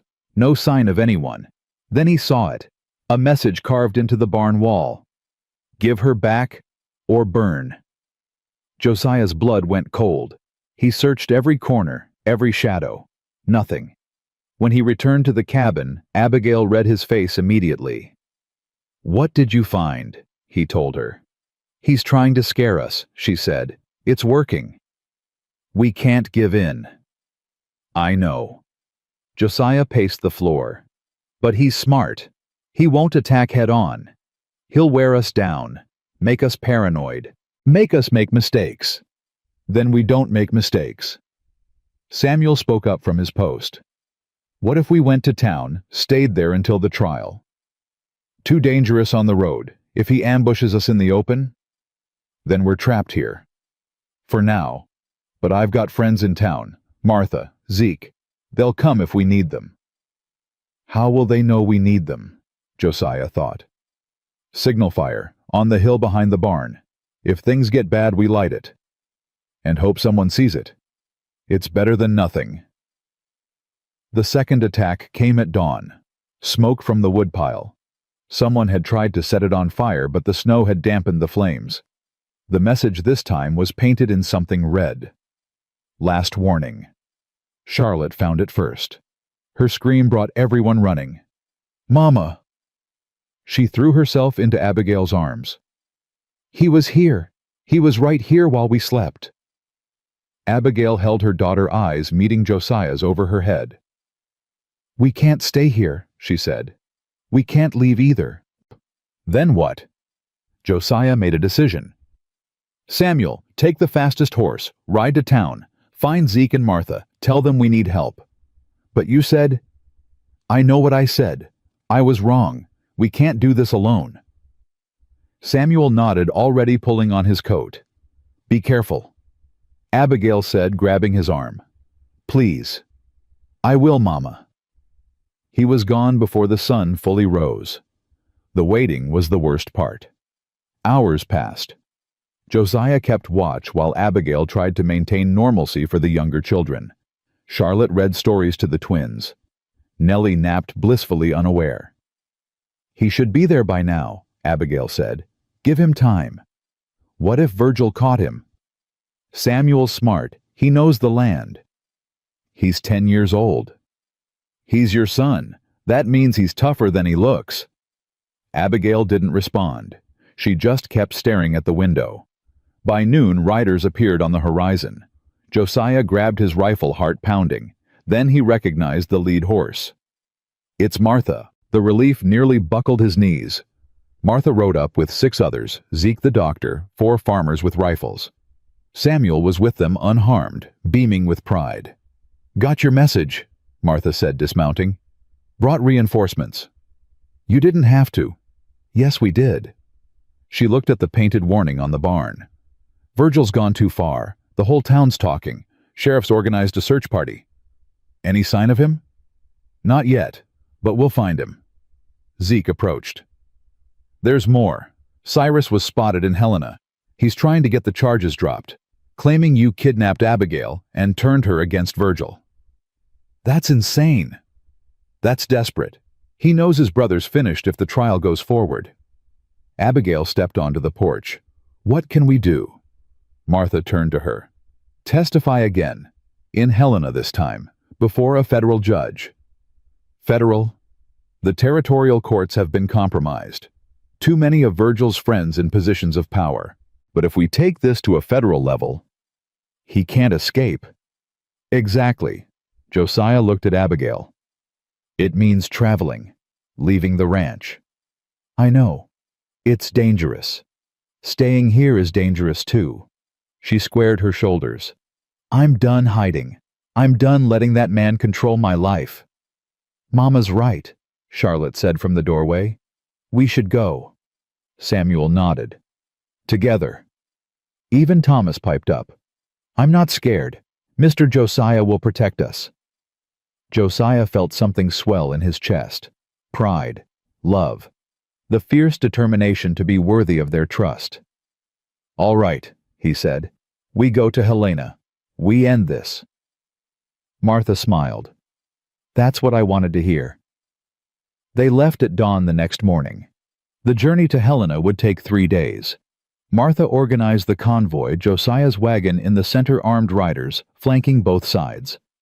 The children treated it like an adventure. Thomas and Henry counted every tree they passed. Charlotte kept a journal documenting everything. Samuel rode alongside Josiah, finally trusted with a rifle of his own. Only Abigail remained tense. "He's out there," she said on the second night. "I can feel it. We've got 12 armed men watching us. It's not enough. Abigail, you don't know him like I do. He's patient. He waits. He finds the moment when you think you're safe, and then—" She stopped, shuddered. Josiah pulled her close. "He's not getting near you, not ever again." "Promise?" "I promise." The attack came on the 3rd morning. They were crossing a narrow pass when gunfire erupted from the rocks above. "Ambush!" Josiah threw himself over Abigail and the children as bullets tore through the wagon canvas. "Stay down!" The riders scattered, returning fire. Josiah grabbed his rifle, looking for targets. 3 men on the ridge. Maybe more. "Is everyone okay?" "We're fine." Charlotte was shielding the twins with her body. Samuel had his rifle up, eyes scanning. "Don't shoot unless you have a clear target." "Yes, sir." The firefight lasted 10 minutes. When it was over, 2 of the attackers lay dead. The 3rd had fled. But Zeke was hit. "How bad?" Josiah rushed to his side. "Shoulder." Zeke grimaced. "I'll live." Martha was already applying pressure. "We need to move. There might be more." "Who were they?" Abigail asked, pale and shaking. One of the farmers turned over a body. "Don't recognize him." "Hired guns," Martha said grimly. "Virgil's spending his brother's money." "Then Cyrus is behind this." "Had to be.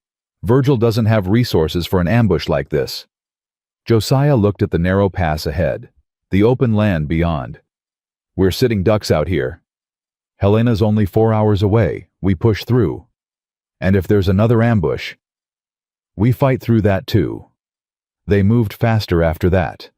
The children were silent now, the adventure forgotten. Even Nellie seemed to sense the danger clinging to Abigail without making a sound. Samuel rode closer to Josiah. That man I shot at, did you hit him? I don't know, maybe. Does that make me a killer? Josiah considered his words carefully. Protecting your family doesn't make you a killer. It makes you a man. Pa never wanted me to use a gun. Your pa isn't here, but if he was, I think he'd be proud of how you've handled yourself. Samuel was quiet for a long moment. You think so? I know so. Helena appeared in the valley below like a promise. The territorial capital was larger than Clearwater, hundreds of buildings, busy streets, the kind of civilization that felt foreign after weeks on the ranch. Martha led them to a boarding house run by a friend. You'll be safe here. Federal marshals patrol the streets. What about Virgil? If he's smart, he's already running. The whole territory's looking for him now.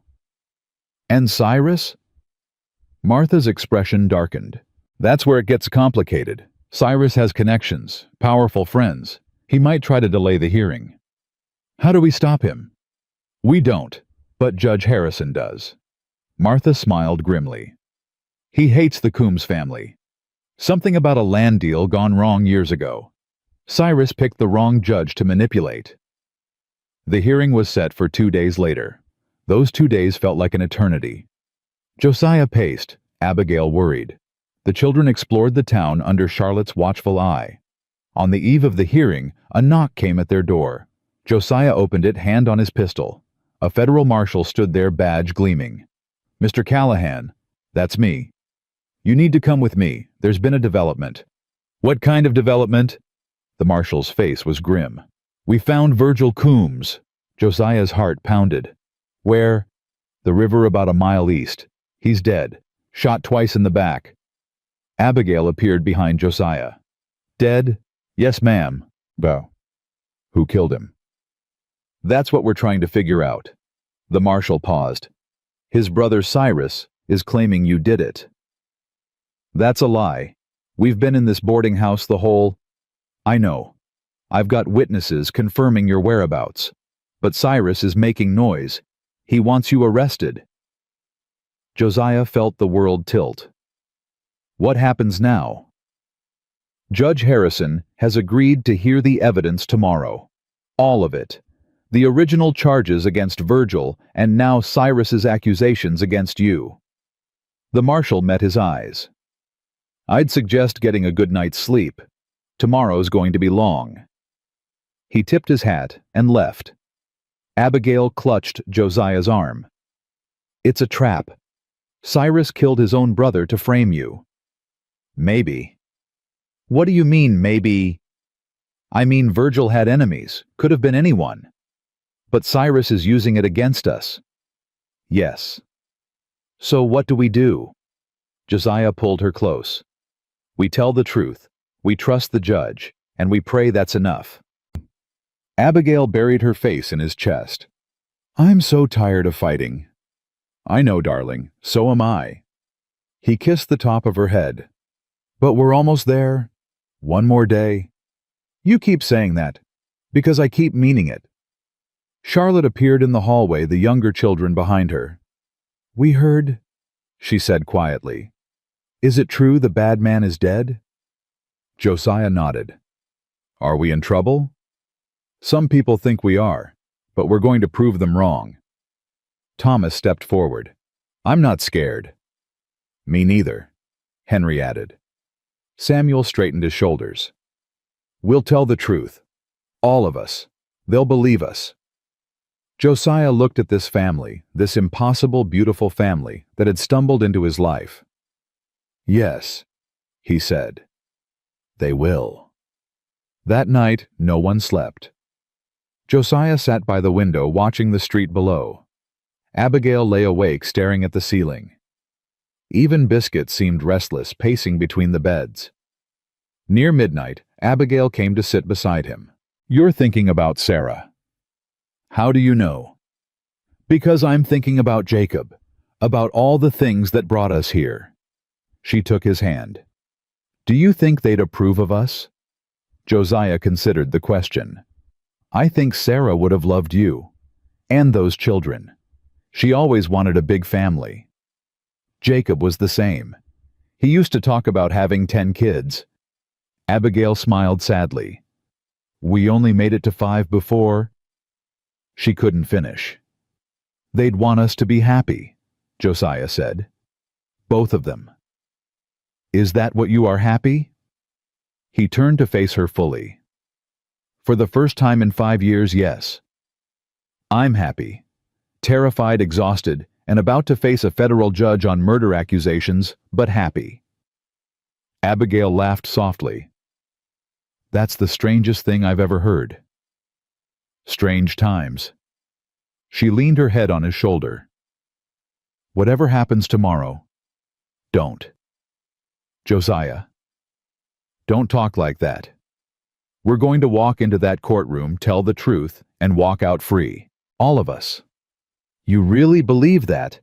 I have to. It's the only thing keeping me sane. Dawn came too quickly. The courtroom was packed.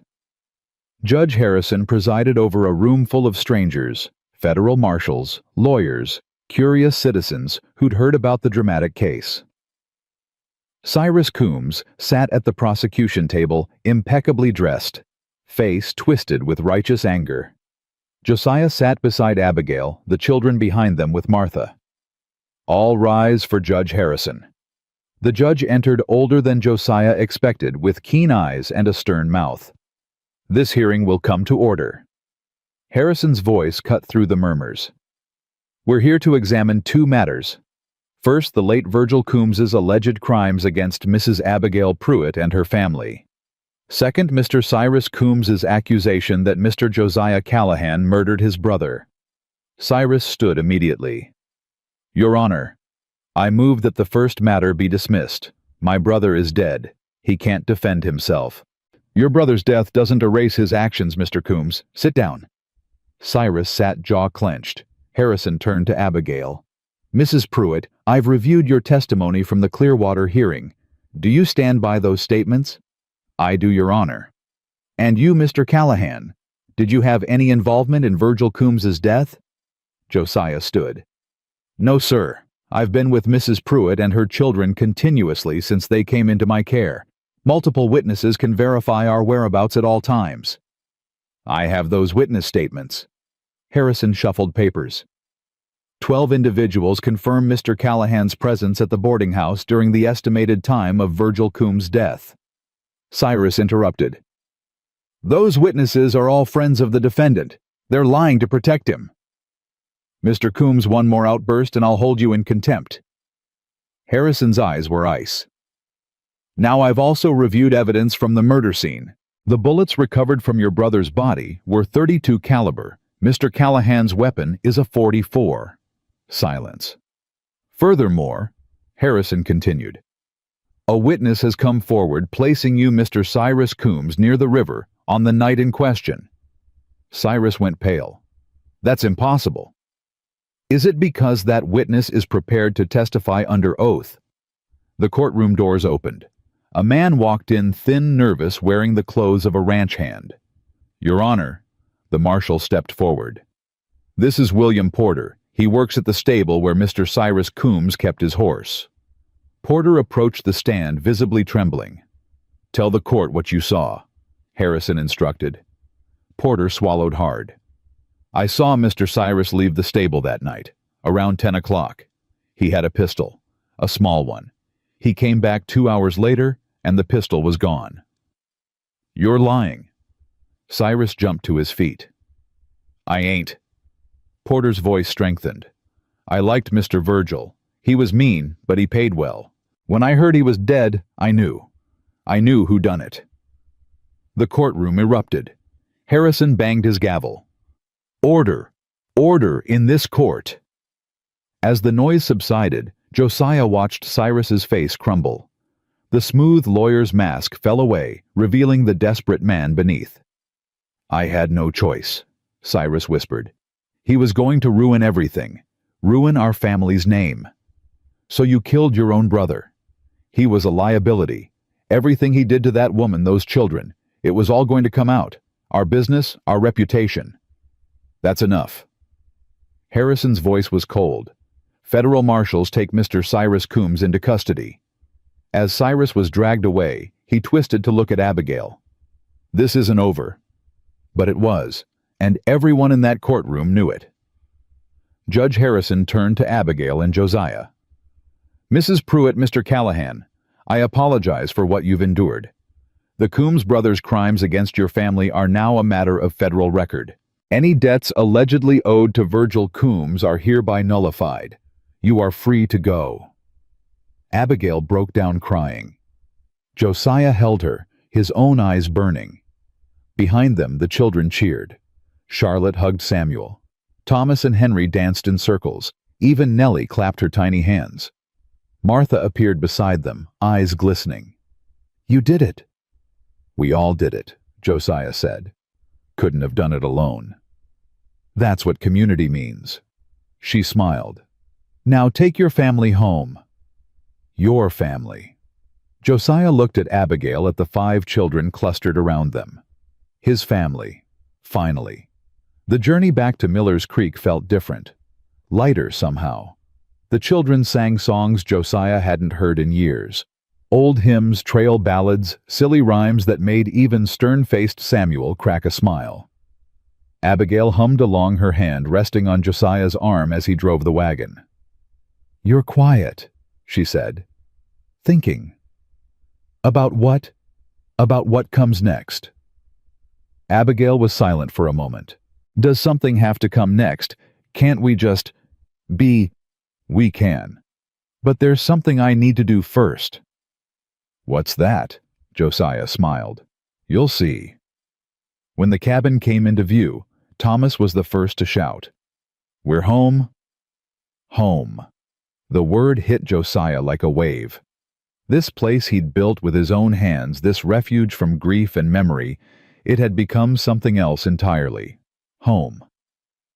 The children tumbled out of the wagon before it fully stopped.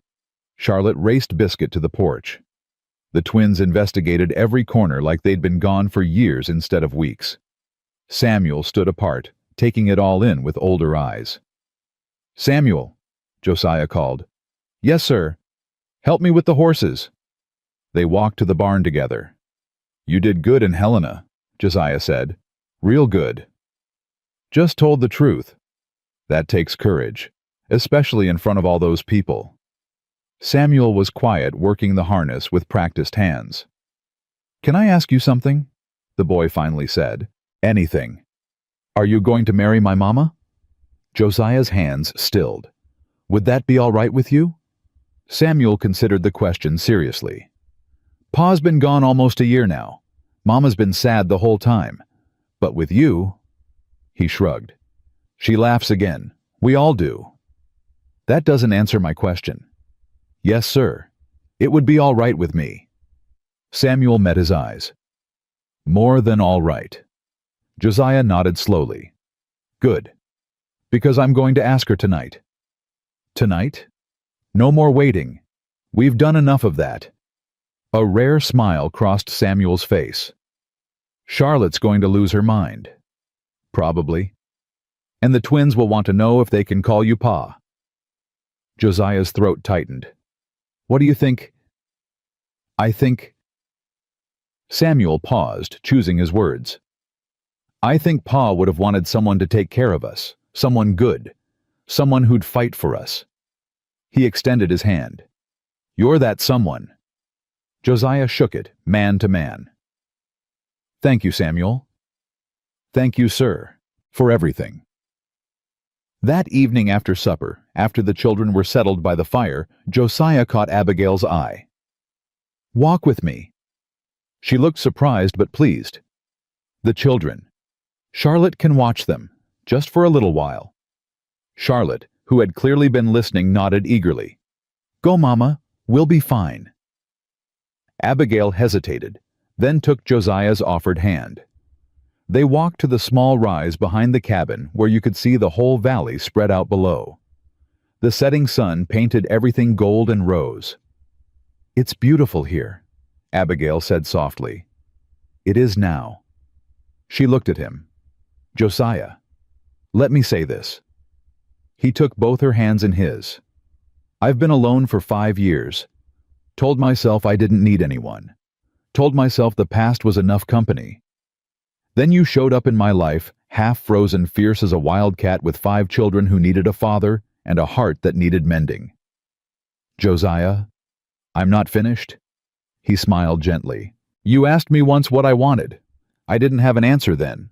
I do now." He reached into his pocket and pulled out a simple gold band. Abigail gasped. "It was my mother's," Josiah said. "She gave it to Sarah on our wedding day. I've been carrying it ever since, waiting for something I didn't think would ever come." Tears were streaming down Abigail's face. "Abigail Pruitt, I love you. I love your strength, your courage, your stubbornness that matches my own. I love your children like they were born to me. I want to wake up every morning knowing you're beside me. I want to grow old watching those kids become the people they're meant to be." He dropped to one knee. "Will you marry me?" Abigail was crying so hard she couldn't speak. Josiah's heart hammered. "Is that a yes or—" She pulled him to his feet and kissed him. Not soft and brief like before. This kiss was a promise, a claiming, a beginning. When they finally pulled apart, both breathless Abigail laughed through her tears. "Yes," she said. "Yes, you stubborn, wonderful man. Yes." Josiah slipped the ring onto her finger. It fit perfectly. "How did you know my size?" "I didn't. Some things just fit." She laughed again, that beautiful sound he'd grown to love. "We should tell the children. They already know." "What?" "I asked Samuel's permission this afternoon." Abigail stared at him. "You asked my 10-year-old son for permission to marry me." "Seemed right. He's the man of your family. Was anyway." Fresh tears spilled over. "Josiah Callahan, you are the best man I've ever known. Don't tell Jacob that." "Jacob would agree." She wiped her eyes. "He'd like you. You're alike in all the ways that matter." They walked back to the cabin hand in hand. Charlotte saw them first. Her shriek could probably be heard in Helena. "You said yes. Mama said yes." The twins came running. "What happened?" "What happened?" "Mr. Josiah and Mama are getting married." Thomas's face scrunched. "What does that mean?" "It means he's going to be our PA dummy." "Don't call your brother a dummy," Abigail said automatically, but she was smiling too hard to sound stern. Henry tugged at Josiah's sleeve. "Does this mean we get to stay forever?" Josiah knelt to the boy's level. "Forever and ever." "Promise." "I promise." Henry threw his arms around Josiah's neck. Thomas joined a moment later. Then Charlotte and Samuel and Abigail holding Nellie. They stood there in a tangle of arms and tears and laughter, a family forged not from blood, but from choice, from love. The wedding happened 2 weeks later. Nothing fancy. The whole town turned out. Martha Sullivan organized everything. Zeke stood as Josiah's witness, and the minister from Clearwater performed the ceremony. Abigail wore a simple dress Martha had helped her sew. Charlotte wove wildflowers into her hair.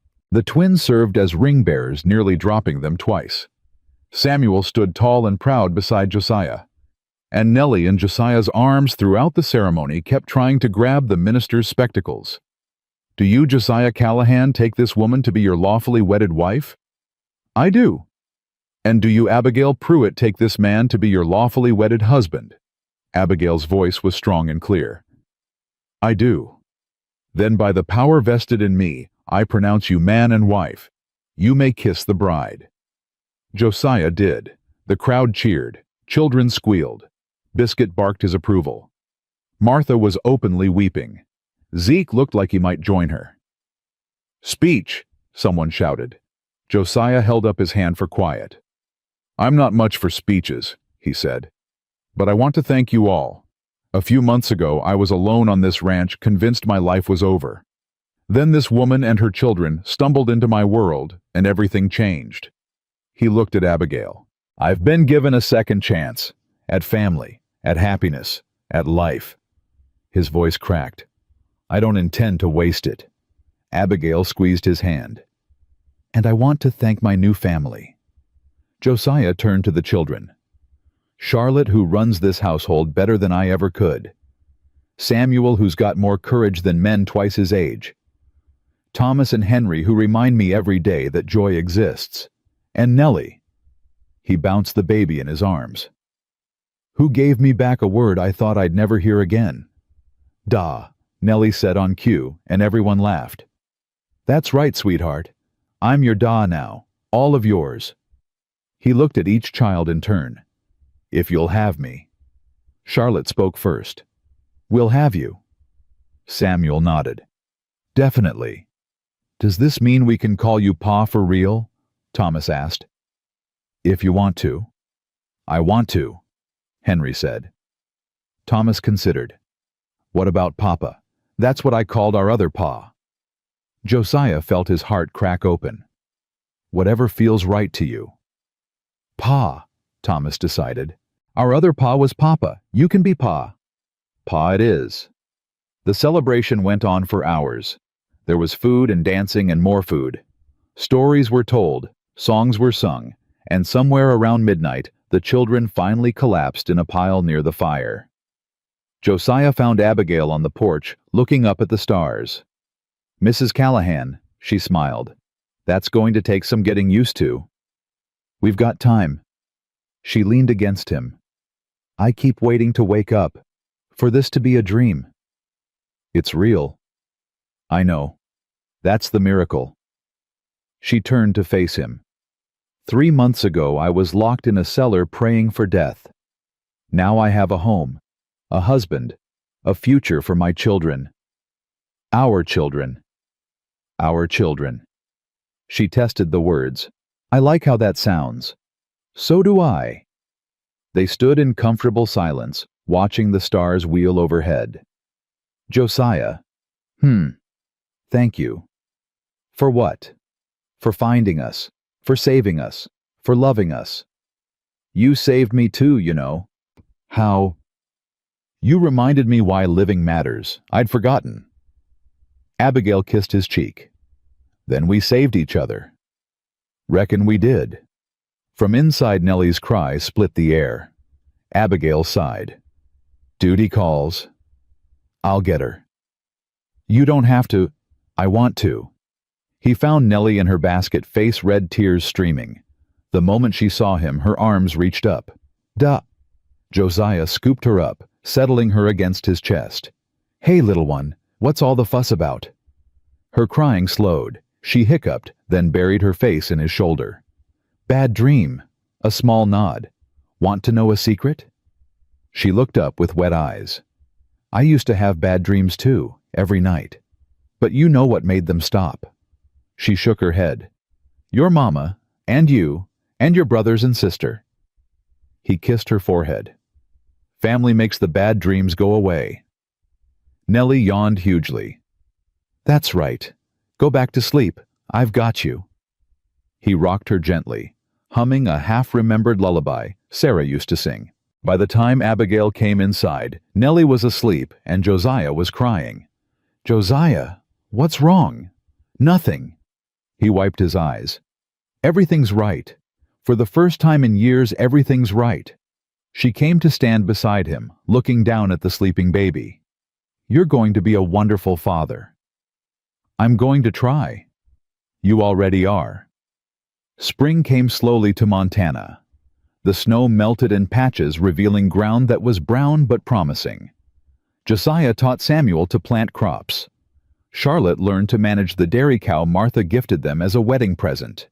The twins discovered tadpoles in the creek and became obsessed with watching them grow. And Nellie took her first real steps straight into Josiah's arms. Did you see that? Abigail was laughing and crying at once. I saw. She walked. My baby walked. Our baby, Josiah corrected. Abigail's smile softened. Our baby. Nellie, unaware of her achievement's significance, simply demanded to be lifted higher. Da up. Josiah obliged, spinning her until she squealed with delight. Life found a rhythm. Mornings started with chores and breakfast together. Days were filled with work, real work, the kind that built something lasting. Evenings brought stories by the fire the children piled together, Abigail mending clothes while Josiah whittled. Some nights after the children were asleep, Josiah and Abigail sat on the porch and talked about everything. Their pasts, their hopes, their fears. "Do you ever think about Sarah?" Abigail asked one night. "Every day." "Does it hurt?" "Less than it used to. More like a scar than an open wound now." "I feel the same about Jacob." She paused. "Is it wrong that I can love you and still miss him?" "If it's wrong, we're both guilty." She smiled. "Good. I don't want to be guilty alone." "You'll never be alone again. I promise you that." Summer brought a letter from Helena. Cyrus Coombs had been convicted. 10 years in federal prison for his brother's murder. The Coombs business empire had collapsed, their assets seized to pay debts and damages. Martha delivered the news personally. "It's over," she said. "Really over this time." Abigail held the letter with trembling hands. "I can't believe it." "Believe it. That man will never hurt anyone again." Josiah watched his wife. His wife absorbed the news. The last shadow lifted from her face. "What happens to the money?" Samuel asked. Martha smiled. "Funny you should ask. The court ruled that Mrs. Mrs. Callahan is owed compensation for damages. Quite a lot, actually." Abigail stared. "What?" "Turns out the debt Virgil claimed you owed was fraudulent. He doctored the books. Your husband never borrowed that money. But all those months the seller, all illegal, all compensable." Martha handed over a second document. "This is yours, free and clear." Abigail read it. Her face went pale. "Josiah." "What is it?" She showed him the number. Josiah's eyebrows shot up. "That's more money than I've ever seen in my life. What are we going to do with it?" Abigail looked at the cabin, at the children playing in the yard, at the life they'd built from nothing. "Make this place a real home," she said. "Expand the ranch, build a proper school for the children. Maybe," she hesitated. "Maybe what?" "Maybe help other families like ours, women and children who have nowhere to go." Josiah's heart swelled. "I married a saint." "You married a survivor. There's a difference." "Not much of one." They used the money wisely. The cabin grew into a proper house, 2 stories with separate rooms for each child. A new barn went up, bigger than the old one. They bought more cattle, more horses, more land.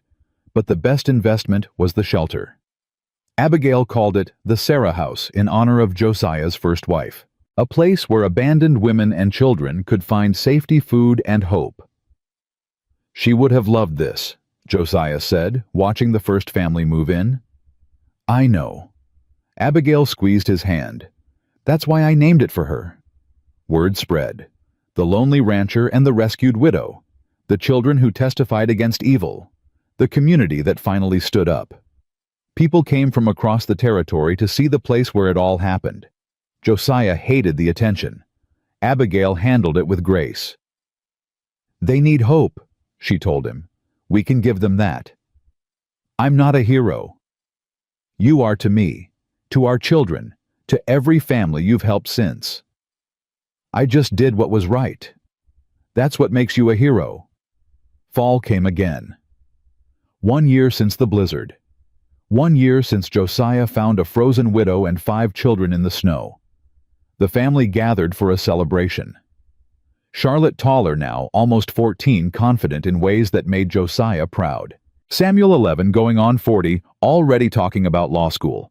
Thomas and Henry inseparable as always. their vocabulary finally differentiating thanks to Charlotte's patient teaching. Nellie walking and talking up a storm, calling everyone by name. And one more. "You're sure?" Josiah had asked when Abigail told him. "I'm sure. But at your age, I'm 34, not ancient." She'd laughed at his expression. "Josiah Callahan, are you unhappy about this?" "Unhappy. I'm terrified." "Good. So am I." Now, as the family gathered around the table, Abigail stood. "I have an announcement." The children fell silent. "Next spring, you're all going to have a new brother or sister." Chaos erupted. Charlotte screamed. Samuel's jaw dropped. The twins started arguing about which they wanted. Nellie clapped without understanding why. Josiah just sat there, tears streaming down his face. "Pa!" Thomas looked worried. "Why are you crying?" "Because I'm happy, son. Happier than I've ever been." But crying means sad. Not always. Sometimes it means your heart is too full to hold everything in. Thomas considered this. "My heart is full too, but I don't want to cry." "Then don't. Just remember this feeling. The way everything is right now, the family, the love, the hope. Remember it." "Why?" "Because someday when things are hard, you'll need something to hold on to. This memory will be that something." Thomas nodded solemnly. "Okay, Pa, I'll remember."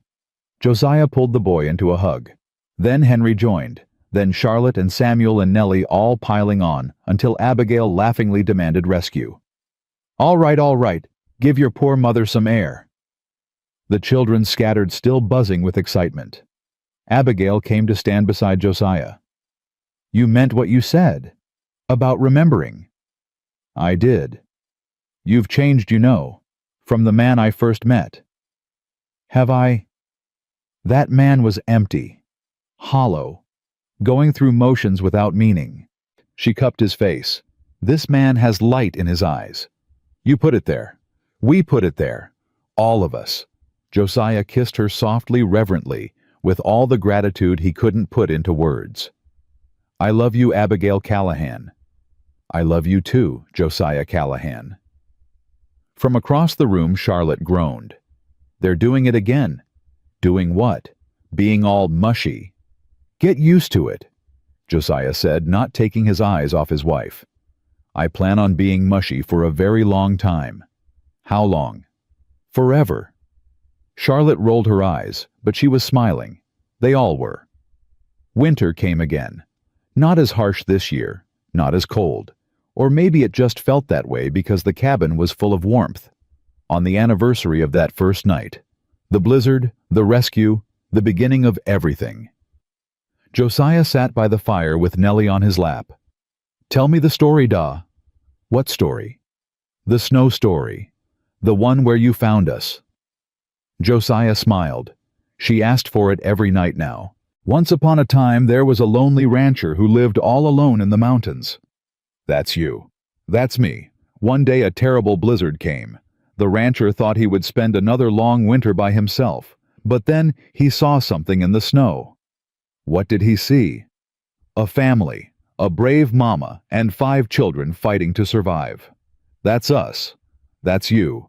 The rancher knew he had to help, so he threw his coat over them and carried them to safety. "And then what happened?" Josiah looked around the room. Charlotte was reading by the lamp. Samuel was helping the twins with their letters. Abigail sat near the fire, one hand on her growing belly, the other holding a cup of tea. His family. "And then," Josiah said softly, "they all lived happily ever after." "Really? Really?" Nellie snuggled closer. "I like that story." "So do I, sweetheart. So do I." Abigail caught his eye across the room and smiled. Outside, snow began to fall, soft and gentle, nothing like the blizzard that had brought them together. Inside, the fire crackled. Children laughed. Love filled every corner. Josiah Callahan had spent 5 years believing his story was over. He'd been wrong. It was only just beginning. And as the snow whispered against the windows and his family gathered close, Josiah finally understood what he'd been searching for all those lonely years. Not a place, not a purpose, just this, just them, just love. That was home. That was everything. That was enough.